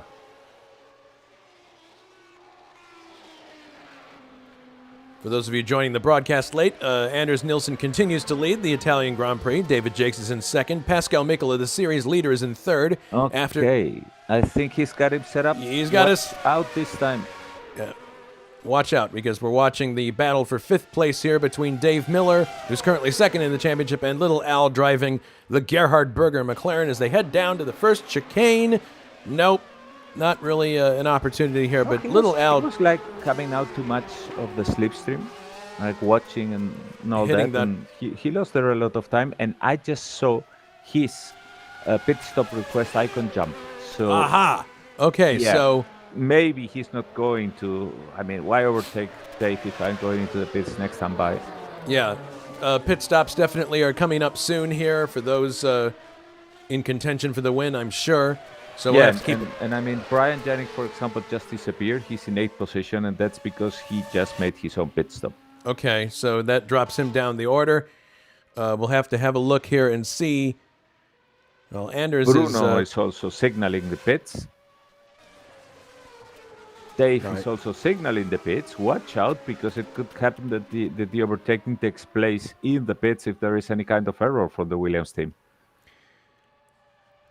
First and second place cars have gone through the start-finish area without... you have us. Ooh, he just nearly hit the big barriers there. Fortunately, he was able to control the car very well and keep it out of trouble. But, okay, Bruno is in the pits. Both of them, Miller and Little Al, come into the pits at the exact same time. And let's see which team is able to... Let's see if there are any repairs to be done. Both cars are now on the ground. And Little Al gets away just ahead of Miller. My goodness. Oh, no. Miller spins out. No. Miller has impacted one of the stanchions in the garage. My goodness. Oh, this is a disaster for the Williams team. And he has a puncture. Unbelievable. He's a puncture. Oh, no. It gets worse. He has to go all the way around, and there's a car spinning in the... It's Juha. Juha spun in the pit lane. And he's out of the race. What the... Yeah, he probably had damage from the previous situation. Unbelievable. Good grief. Miller's going to have to go all the way around the track. Jake's coming now into the pits also. All right, let's have a look at a replay of what happened here. Because this is a huge development in the race. We're running it back here. So,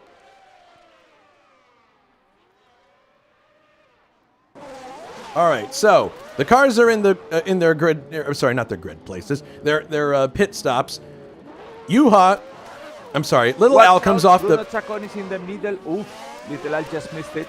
He has spun in the corner. He has a puncture also. Brian Janik's coming now. Woo! Barely missed him. Bruno doesn't know what to do to get out of the way because the car is there with a puncture. Oh my goodness. David Sabre has also spun. Well, I mean, these guys have not pit so far, I think. And I believe, well, Bruno, yes, but I think in the case of David, it was that the tires were on the last. Incredible situation for Dave Miller because he's having to limp all the way Pascal around. Just missed the chicane. He jumped over the ground. So, yeah, I mean, it's going to... Absolute really chaos hectic right now. What is going on? Cold tires and just people not used to doing pit stops. We've been off for a month, but good grief. Yeah, Bruno now going very slowly the long way round. Oh my goodness. Man, yeah, it's a disaster for the Williams team because both of their cars are crabbing around with... David Sabre just hitting from behind Pascal while Dave Miller is sitting there in the gravel. Watch out because this could kill his engine. Oh no, look out. Miller is again on the track, fortunately. And that has dropped him all the way around, yes. down to 8th Oh, place. my goodness. He's a lap down. Oh my goodness! That was very close indeed. Ray Riddle now on the gravel also because he found slow cars in front of him. Good grief. This is yeah, good grief. Yeah. He's going backwards in a very dangerous place. Very, very dangerous. Little Al goes by now. Oh man, Bruno, good grief. Jesus Christ! Both Williams with the punctures are really causing damage. Oh, now he's beached it on the. Oh, well, okay, he's got it going, but oh my goodness, this is incredibly dangerous. Here comes Jonathan. Oof. So Miller is in the pits now, at least. Yeah, but Bruno's going to have to come in too. But my goodness, I don't think the two of them, I mean, it's going to be incredible if they can recover from this, particularly Miller, because he's all the way down to 8th now. He's a lap down. So there's a possibility that he won't even score points in this race, and that would be catastrophic from a championship point of view. Okay, and Bruno now finally makes it into the pits, fortunately. He's now going in for the tire very slowly, very carefully. Unbelievable. And Juha Boss is out of the race. Bruno will eventually be elevated to 11th, it appears, because the gap between him and Timo is pretty far. But good grief. So at this point, is Mike Olson in 7th position, which is absolutely That's nice incredible. Yes, Dave Miller is behind him, 8th position. David Sabre behind, 9th position. So we got here a Ferrari sandwich for the Williams. Now, in all the zaniness that just transpired, I didn't see if Mike Olson had made his pit stop or not. So it'll be interesting Pascal to see. Is signaling pit stop, but I don't know if there's a kind of error from the game or a leftover. I'm not sure. It's hard to know if those requests are real or if it's automated, because as we know, the game sometimes does that of its own accord, even if you don't want to go in the pits. So Olson's doing great in 7th place in a Ferrari. I mean, this would be a fantastic result. Oh my goodness, he almost lost it there. He had a bit of wheel spin coming out of the second chicane, but hopefully Mike is able to keep this going. He could score points here if he stays where he is and drives consistently. That would be a fantastic result for him. For him and for Ferrari. And his teammate isn't that far back either, in 9th place, as you mentioned. So the real question can happen in this race. So 7th position is tantalizingly close to the points. Okay, let's see. Pascal is now on the Parabolica coming out. Let's see if this pit stop. Yes, he enters the pits. Okay, he's coming in the pits now. Pascal to make his stop. Watch out, because he was in 3rd position, but now he's going to lose it to Ray. Down to 4th position. Now let's see. And Little Al goes. Where is Little Al now? He is now in 5th. Yeah, So it looks Little like Al is now in the men's straight, so not that far behind Pascal. And Ray Riddle is now in third position, signaling the pits also. So these two, in all the mayhem before, we had missed who had pit and who had not. So Ray seems to be going to pit in the next lap. And that apparently will put things again where they were, more or less. Meanwhile, Nils. Sorry, yes, go ahead. Sorry. No, just saying that Nilsson is continuing on. I don't believe he's pitted yet, because the gap from him to Jake's is still about 23 seconds. So, and Ray is now up to third. Pascal down to fourth. So Pascal only lost one place in that pit stop, which is good for him. Little Al fifth. Brian Janik sixth. Oh, Mike just hit the wall when Pascal overtook him. Oh, I no. hope it was just a simple glance, and there is no damage there. The car looks like it's okay. Of course, I'm looking at it from a telephoto lens far away, but yeah, that's the challenging part here, is that obviously the track is not particularly okay, wide. Okay, pits now. Watch out. Let's see, because there is Pascal behind him, who is going for sure to get that position. But it remains to be seen whether Little Al can also come out close enough. Look at that. Yeah, there they go. That's Pascal now. And Little Al is coming there, and he will be right behind Ray Riddle now. So right now we'll have to... Yeah, there he comes. Yep.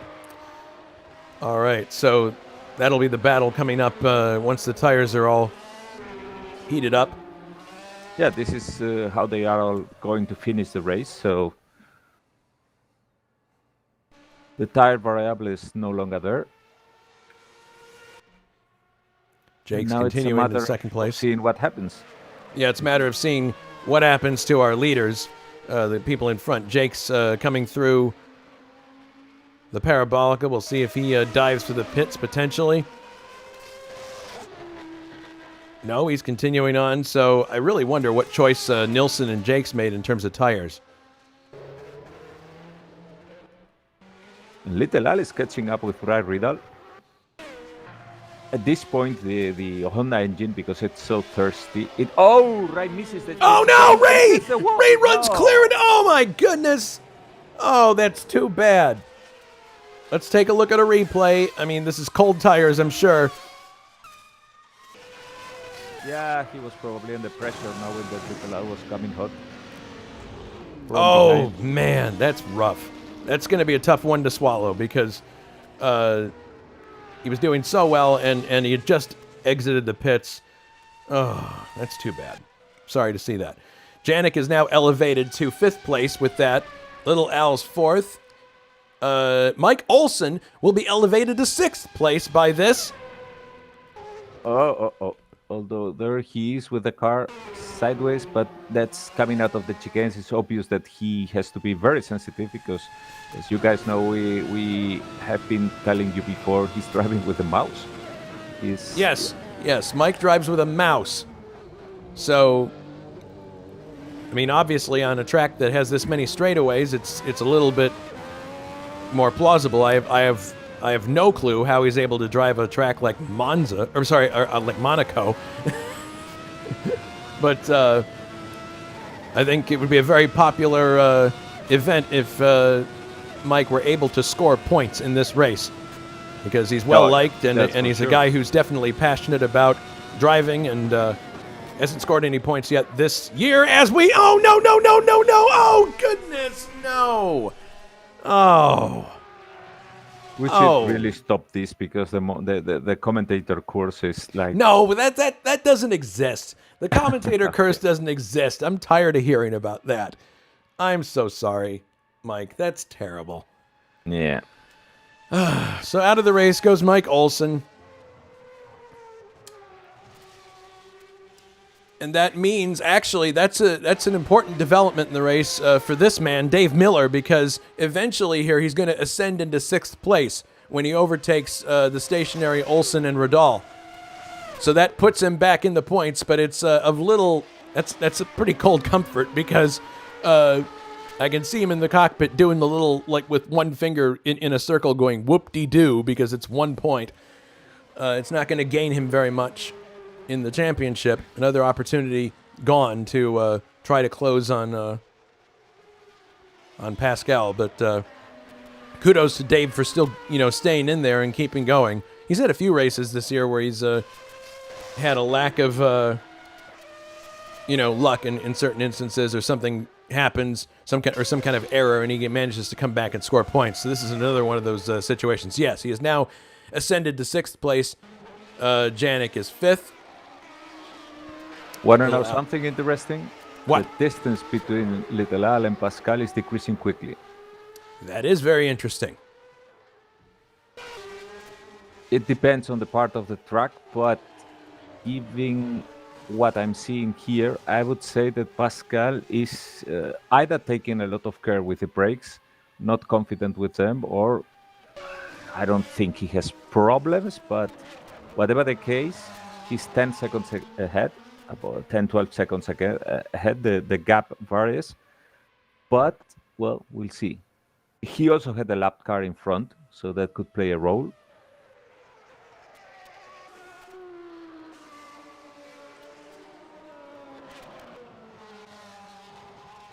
Nilsson just cruising along on a Sunday drive. No issues whatsoever. I'm wondering if we missed his pit stop. Okay, the one that is really close now is Brian Janik. That's the reason why Little Al was speeding up probably and trying to catch up with Pascal, but it's Brian Janik coming very quick from behind. Just 1 point something seconds behind Little Al.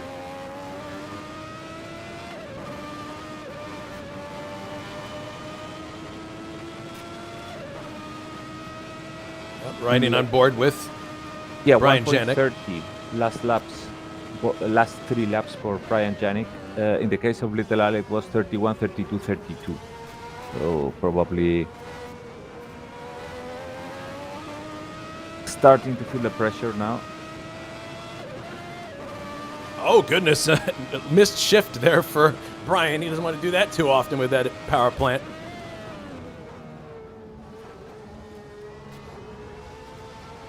Now Little Al needs to really keep his cool.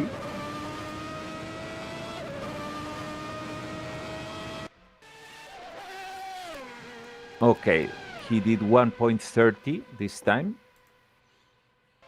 But in the change of rhythm, he made some slight mistakes here and there. Now that he's in the new rhythm, hopefully he will be able to keep it. Because otherwise, I think it would have made things too easy for Brian Janik. Brian keeps in 130s, which is absolutely great pace. But now... Yellow flag coming to this corner. What's going on? I don't know. It looks like someone might have left the track there, but we don't see them. Oh, it's Saber. Saber is out of the race, DNF. Too bad. Not sure what beheld. Yeah, not good for Ferrari. Yes, this was the incident. He runs clear off the track and into the barrier at the second chicane. My goodness. The Tifosi will be heading for the exits now. Good grief. And I didn't cause that one for the YouTube people. I didn't... It's BS. That does not exist. Tired of the commentator curse comments. You caused him to crash. Stupid. All right. Well, why don't we move on now and do the trivia question while we have a moment? Does that sound like fun? I think it does. All right. So the trivia question for this race is, Michael Schumacher and Lewis Hamilton, they share the record for most Italian Grand Prix wins with 5 apiece. Who is next on this list with 4 wins? Is it A, Nelson Piquet, B, Juan Manuel Fangio, or C, Alberto Ascari? Is that Monza or Italian Grand Prix? Italian Grand Prix, period, full stop. All right, then I would venture Ascari. Wrong! That's not correct. The correct answer is Nelson Piquet. Oh. I wasn't expecting that one. 1980, 1983, 1986, 1987. You have to factor in that. I'm glad you asked Italian Grand Prix or Monza, because one race was run at Imola. You have to remember. All right. So PK's 1-4. All right. All right. Back to the race. Miller soldiering on in 6th. Yes, Janik now closing very quickly on Little Al.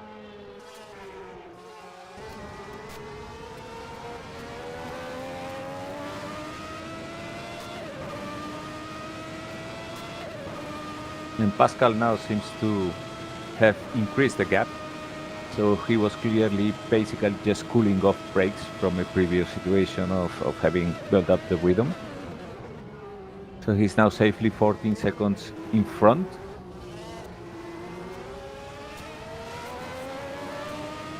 Whereas Little Al is in danger of losing that 4th position. It will still be a top 5 for him, but the most important thing now is finishing the race. I don't know. Maybe it's just me, but it sounds like Brian's having a hell of a time downshifting in that thing. The gearbox just, at least from the acoustics, does not seem to want to cooperate with him. No, I'm not sure. I know that Little Al is driving with an H-pattern shifter. I'm not sure what Brian is using. Definitely picking up slipstream here, heading into this chicane, which has bitten several people in the last few minutes.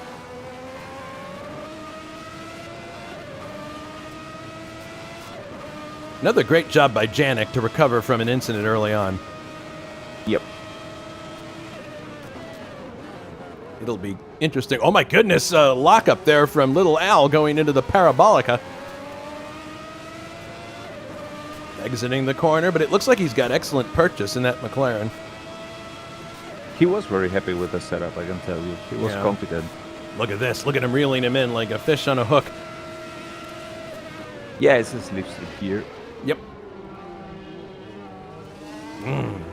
This is going to be interesting.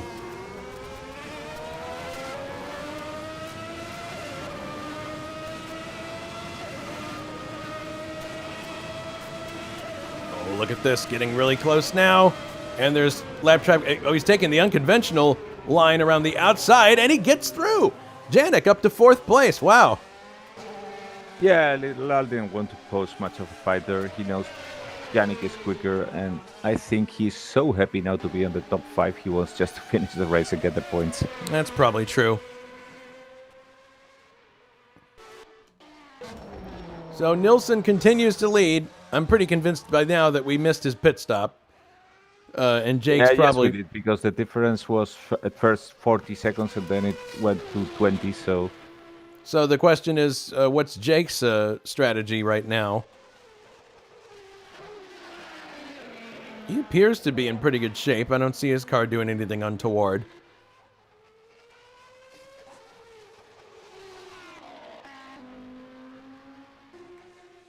Mikola soldiering on in 3rd place. I think he's probably happy that he's finishing this high up, or should finish this high up, given what happened earlier. Yeah. Considering his bad start at the beginning of the race, and his position in the championship, the position of Dave Miller now in 6th position. Yes, there he is still. For Pascal, this is another day, another business day in the office. So, yeah, if he finishes where he is right now, he will score 4 points, which will bring him to an even 60.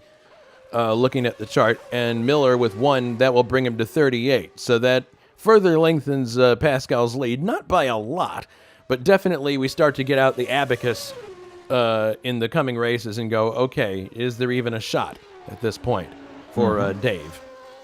But, crazier things have happened. Who knows? We'll see what happens. I mean... And it's interesting that Brian overtook Little Al, but Little Al is now right behind him and not falling behind. So it seems that he drives better. Maybe he has a reference in front. I don't know. Some drivers do. Some need a reference in front. He's showing himself there. He's like telling Brian, watch out because I can overtake you. Oh, yep, he's looking on the outside there, but Brian's got him covered. Good stuff. I think the previous overtake had a bit of a component of an error on the side of Little Al, who was covering the inside and wanted to move to the outside, but Brian very, very cleverly had already covered that point. Here we go. Coming down to the first chicane, Little Al on the outside. Looks like he's going to get the overlap. Brian ducks back behind him. Very gentlemanly move, I think, there by Brian. He could have made an issue out of that, but he didn't. This is excellent. Very good, clean racing between these two. Oh. Brian now looking to get the position back. He's going to brake a little later going into the second chicane.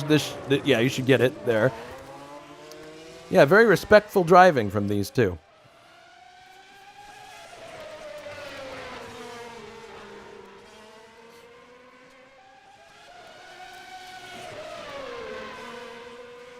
Well, I think that Little Al is in some way telling him, hey, look, I mean, you overtake me before, but you're not going to shake me off. So watch out towards the end of the race because I'm here.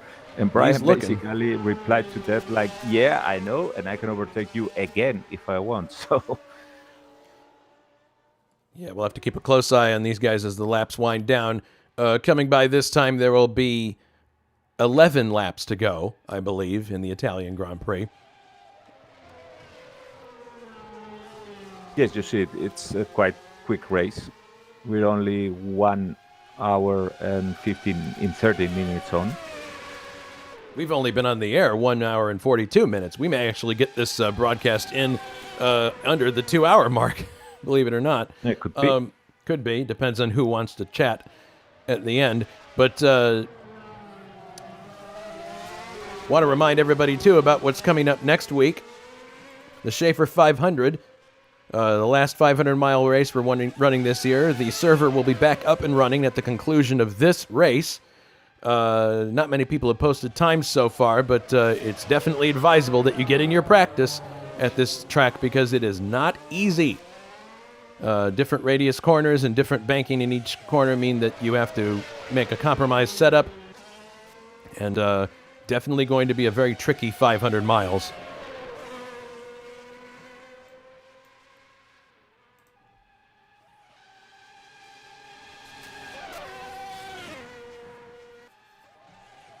Yeah, Little Al, I think, biding his time now. I think you're right. I think that was a bit of a show and tell moment from both of them.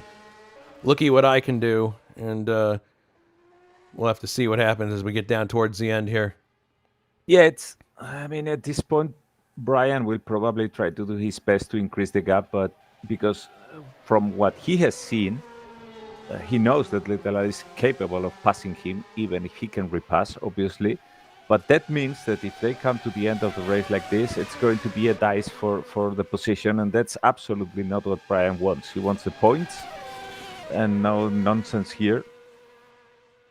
No, not having to dice it on the last laps, obviously. So he will probably be trying to open a bit of the gap, and if he has some time up his sleeve, save it for the last 5 or so laps, and then try to make a very hard push to open a gap and hope that Little Al is not able to change rhythm the same way. The distance is increasing though. It's slowly but increasing. It's 0.9 of a second now. This is lap 44 out of 53, so 10 laps to go. Yeah, more than what second now? 9.5.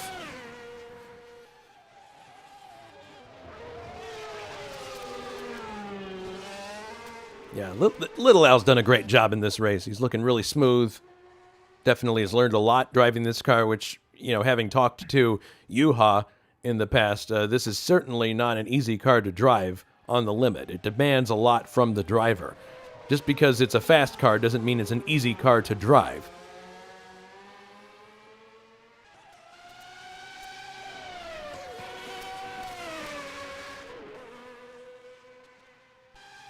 Yeah, he's definitely giving a lot of room here to Brian, so maybe this race is iced for the moment. We'll see how things develop. Yeah, I think he tried for a while and then said, nah, I'm not risking it. This is a nice 5th place. He's quite safe from the next Porsche, who is Dave Miller. And it's only 9 laps to go now, so...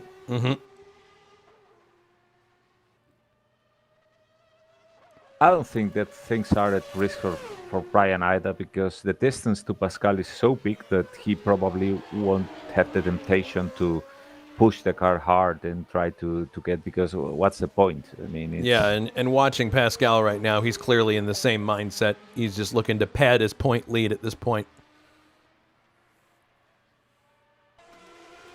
And I'll tell you what also is pretty evident from this race today is that Jakes and Nilsson made very good moves signing on the dotted line with their new teams, deciding that their fortunes would be better if they moved to another stable, and clearly that's it's looking good here. And guess who's running in 7th place in this race? Mr. 7th place himself, Johnny Aces. We say that because for those of you who aren't familiar with Johnny's plight, he is like the Chris Amon of 7th place. Or of 6th place, I guess is the correct thing to say, because he always manages, especially in these Formula One races, to finish in 7th place, which is just outside the points. He's done this many times, and here again it appears it's going to happen once more. Poor Johnny Aces. At least he takes it with humor and philosophy. Yeah, he's a guy who has a good worldview of things. He's not, his life does not turn on how well he does here. I think he's going to be quite happy with the fact that he was able to wrestle this car into the top 10. That in itself is an accomplishment. Although, maybe I'm speaking too soon, because he does have Bruno Chacon bearing down at him, and this is a battle for position here. So we have another battle to watch here. Perhaps Bruno can elevate himself into 7th place, and then it'll be him who's just out of reach of points. We'll see. But he certainly has the horsepower to catch the Jonathan. Points are for Bruno are just a bonus. I mean, his reward is always finishing the races, and I think he's, in that regard, he's one of the most sportive guys and the one with the best mindset here, in that he basically fights with himself. He knows he's older than other guys. He knows that he cannot be as quick, but he can very much put to good use the steadiness that he displays, and he has given more than one a lesson of what it means to finish a race. Because, yeah, I mean, people sometimes overtook him and say, oh, yeah, okay, he's not so fast and all that. But then when the race ends, some people are in the wall and Bruno is there in the finish line. There we go. Bruno is up to 7th place now. We've got a report from the YouTube chat that Pascal had a bit of a oh bleep moment. Let's see if we can capture it here. Here he is putting a lap on Timo. Comes into the chicane. I don't know, everything seems pretty standard here.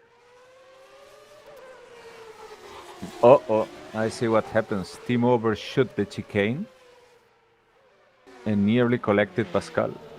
Oh, goodness. Well, seeing as it involves one of the front runners, let's run this back, see if we can find it. I apologize to the YouTube audience. This is as fast as I can rewind. I wish I could rewind faster.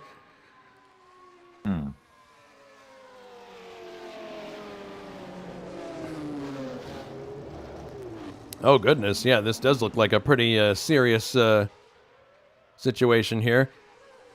Timo. Oh, my goodness. Pascal's really lucky to have been collected there. Clearly, that was a mistake on Timo's part. God, he just locked up and straight-lined this chicane. Goodness, Pascal must have a sixth sense of some kind, because he must have been looking in his mirrors at exactly that time, because he knew not to turn left, because he would have turned directly left into the side of Timo's car. Goodness. So Pascal dodges a very big bullet.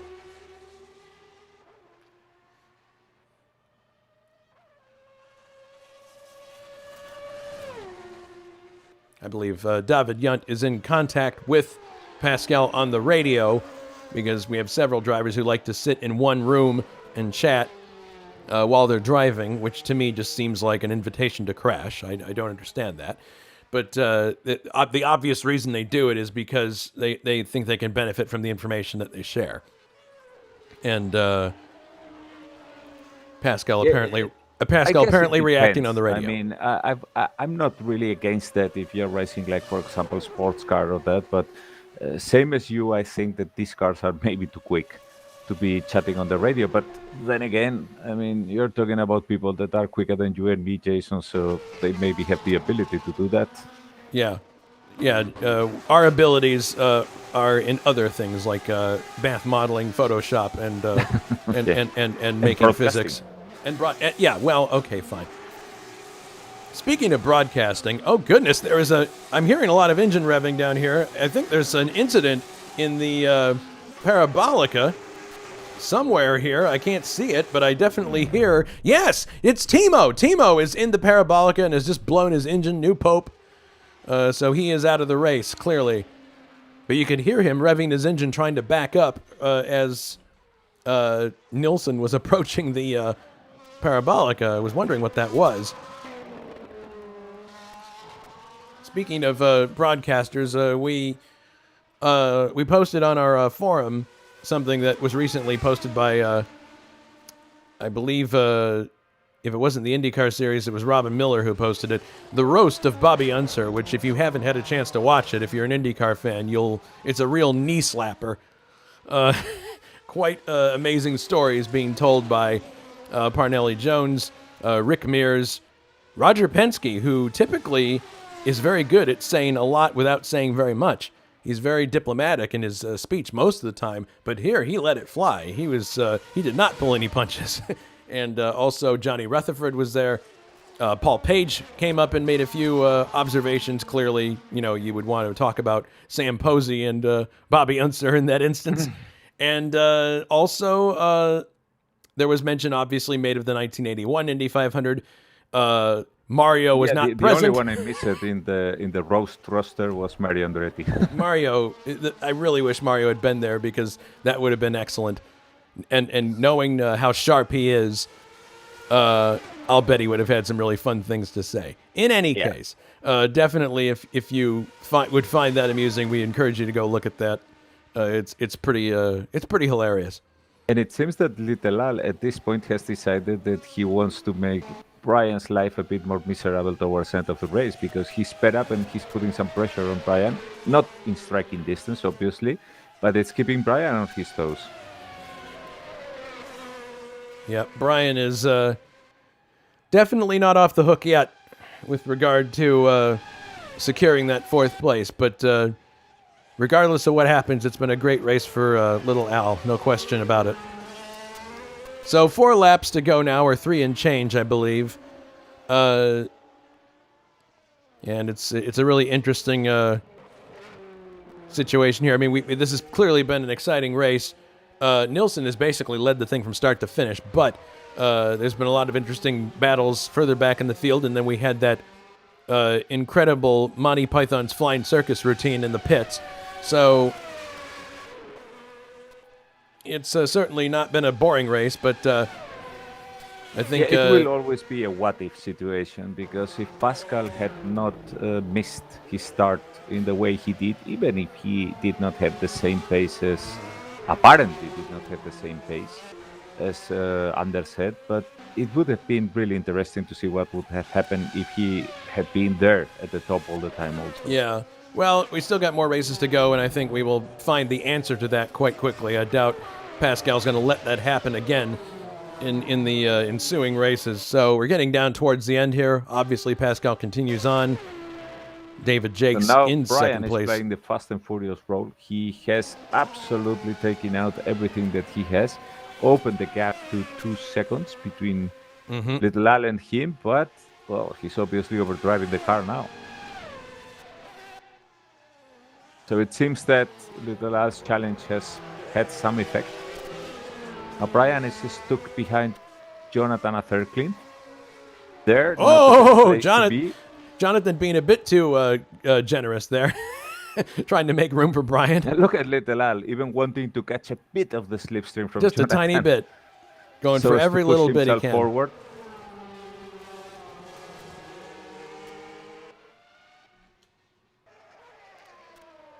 Two laps to go now. Pascal closing up on, I believe that was Bruno, yes. But great race from both Anders and David in driving their new cars. I mean, they had plenty of time to get used to them on the server. But clearly they made the right call going to these cars as we start the final lap now of the Italian Grand Prix. I don't know. I'm trying to remember how many points Anders has scored. He's not in the top 5 in the championship, but certainly this is going to go a long way to... Oh, no! Little Al has crashed! No! Oh, I can't believe this. No! Unbelievable! All right, here's a replay of what happened. Oh, this is too bad. What happened? Coming into the second chicane, he runs too far a little bit, and it's just power coming on too fast, and he loses the front wing. He might be able to limp around and still score points, but he's going to have to be very careful. Hopefully he hasn't damaged his suspension as well. The car's going to be understeering. No, it's only the front wing, but... The car's going to be understeering something fierce, but he's going to have to be very careful continuing. But it's Dave Miller is... Well, it says 2 laps, but in the... All right, so times it says 15 seconds. I'm not sure what's going to happen here. He obviously can keep the pace. I mean, he's slower than normal, but can keep the pace more or less. So I don't think he will be pitting. No, I doubt it. He just has to make sure he doesn't go off the track again. Meanwhile, coming out of the Parabolica, the number 20 Benetton Ford, Anders Nilsson, comes to the line and wins the Italian Grand Prix for Benetton. Excellent result for Anders. In his first drive for them, the ink barely dry on the contract with Flavio Briatore. Fantastic result. Second place will go to David Jakes as he crosses the line, also in a new team, and I'm sure they're happy with their acquisition. Pascal Mikola just now coming through the Ascari chicane to finish third. Excellent job. Whoa, Pascal, shoot. He nearly lost it. All right, here comes Pascal now. He's got one more corner to go. And he is probably very relieved that he was able to finish on the podium here after an abysmal start in his Tyrrell Honda. But there he goes. Miller just entered in 6th position.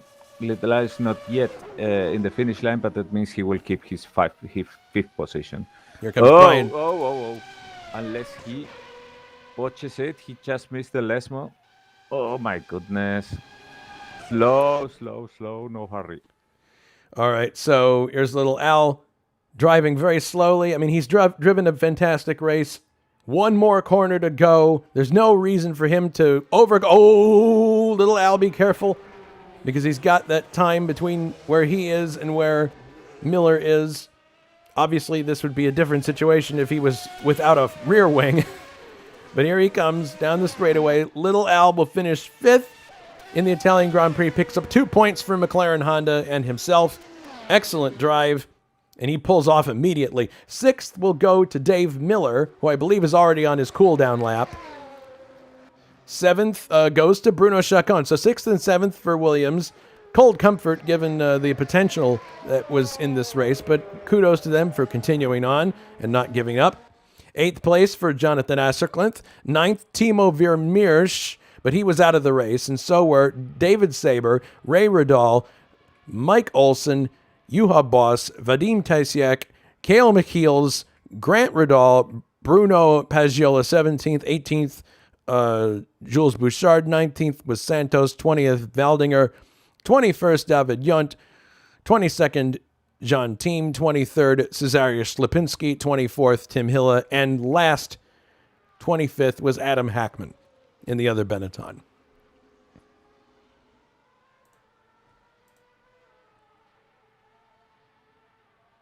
So that was the Italian Grand Prix. Your reactions, Alberto? Well, the one thing you can say about Monza is that it can bite you even in the pits. So it's been really hectic race. At some point it was really going bonkers. Everything was going on at the track at the same time, but fortunately, more or less, it stabilized afterwards. But it was really hairy at some point.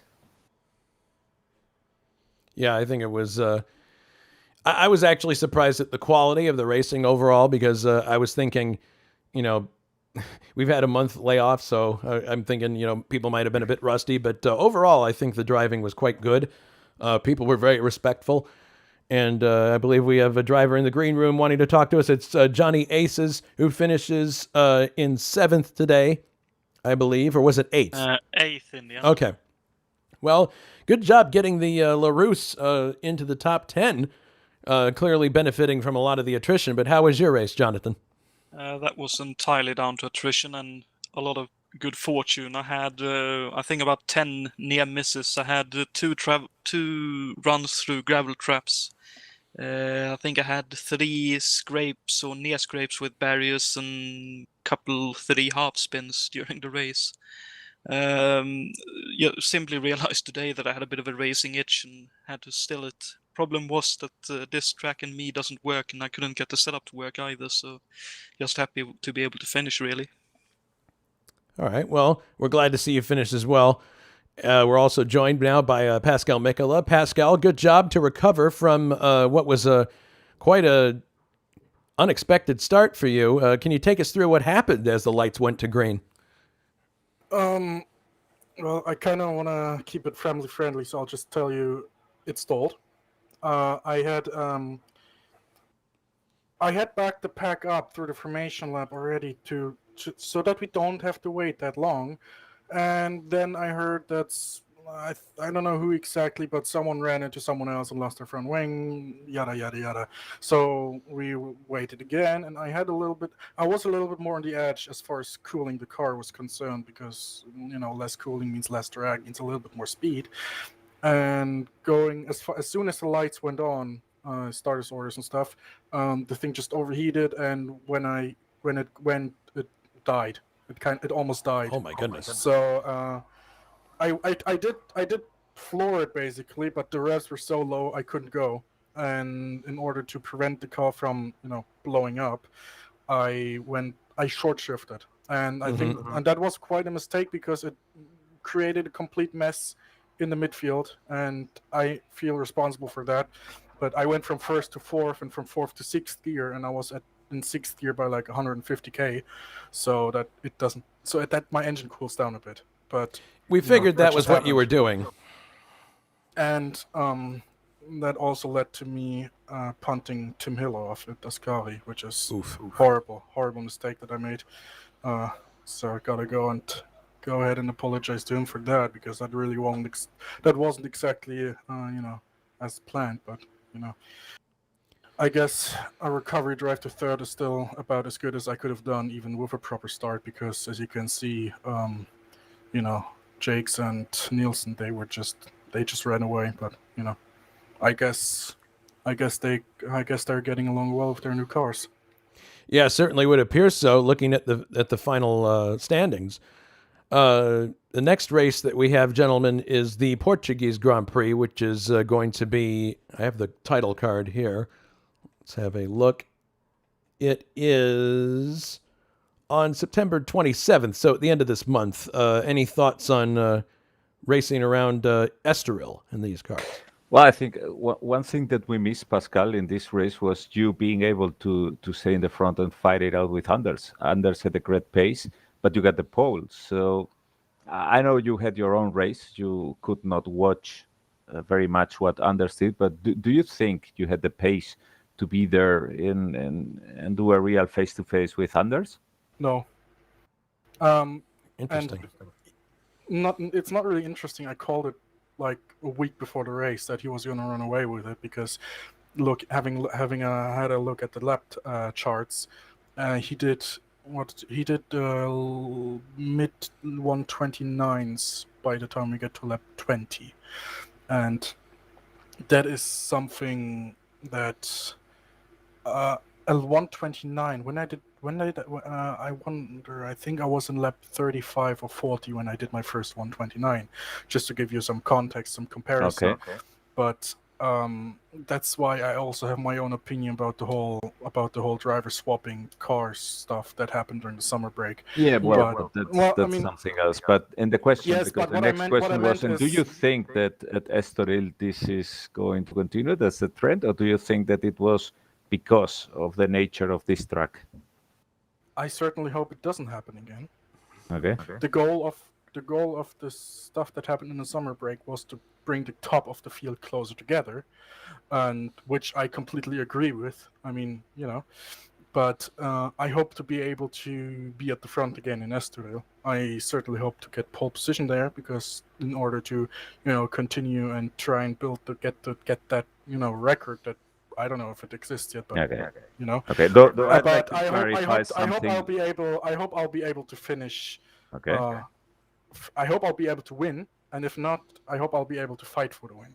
Okay, nice. Because In I any wasn't case, able let to me do that here. clarify one thing on the side of the admins. There was not a goal to even the field at the top. What happens is instead that when someone asks for the car, you take into account what the general situation of the field is before you decide or not to allow it. But it's not as if it was purposely told to Anders to pick that car. Okay. Yeah. But anyway, Oh, no, I I don't don't think accuse you're a anyone bit of that. too. I think you're a bit too pessimistic with that, and I'm looking forward to Estoril because I believe everything will be more balanced there. Well, I personally didn't really care about this race anyway.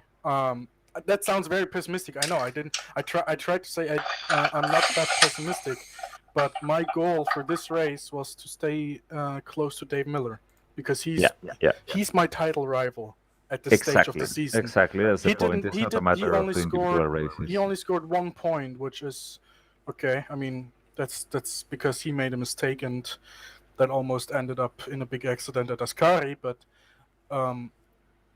at this stage of the season, I think I can allow myself to not care anymore who wins or doesn't. I only have to focus on where I finish in relation to Dave Miller. Yeah, that's what we were thinking, and we were talking about it in the broadcast all the time. That you were acting cleverly there. It was visible that you were thinking. You were driving with a calculator in one hand and the steering wheel in the other. Yeah. Definitely different to last time you ran these cars. So even though I finished worse than last time, I must say I drove better, personally. All right, so looking ahead, by the way, like we mentioned, the Portuguese Grand Prix coming up on the 27th. Next week is the Shaffer 500, round 9 of the USAC 1974 series. So that's only a week away. If you want to grab a car, there are plenty to choose from. And then looking further ahead, on October 4th, the 10th round of that same series, the Tony Bettenhausen 200. So thanks very much to Alberto for helping me with this broadcast. His analysis, as always, is it's invaluable. There's so much that he can add to a race that I don't necessarily know how to add, because he knows a lot about physics. But thank you, as always, for that. My pleasure. All right, so with that in mind, we will see you all on our next broadcast. Thanks very much for watching, and we hope that all of you had an excellent break. This is Jason White saying so long to you from Monza, Italy.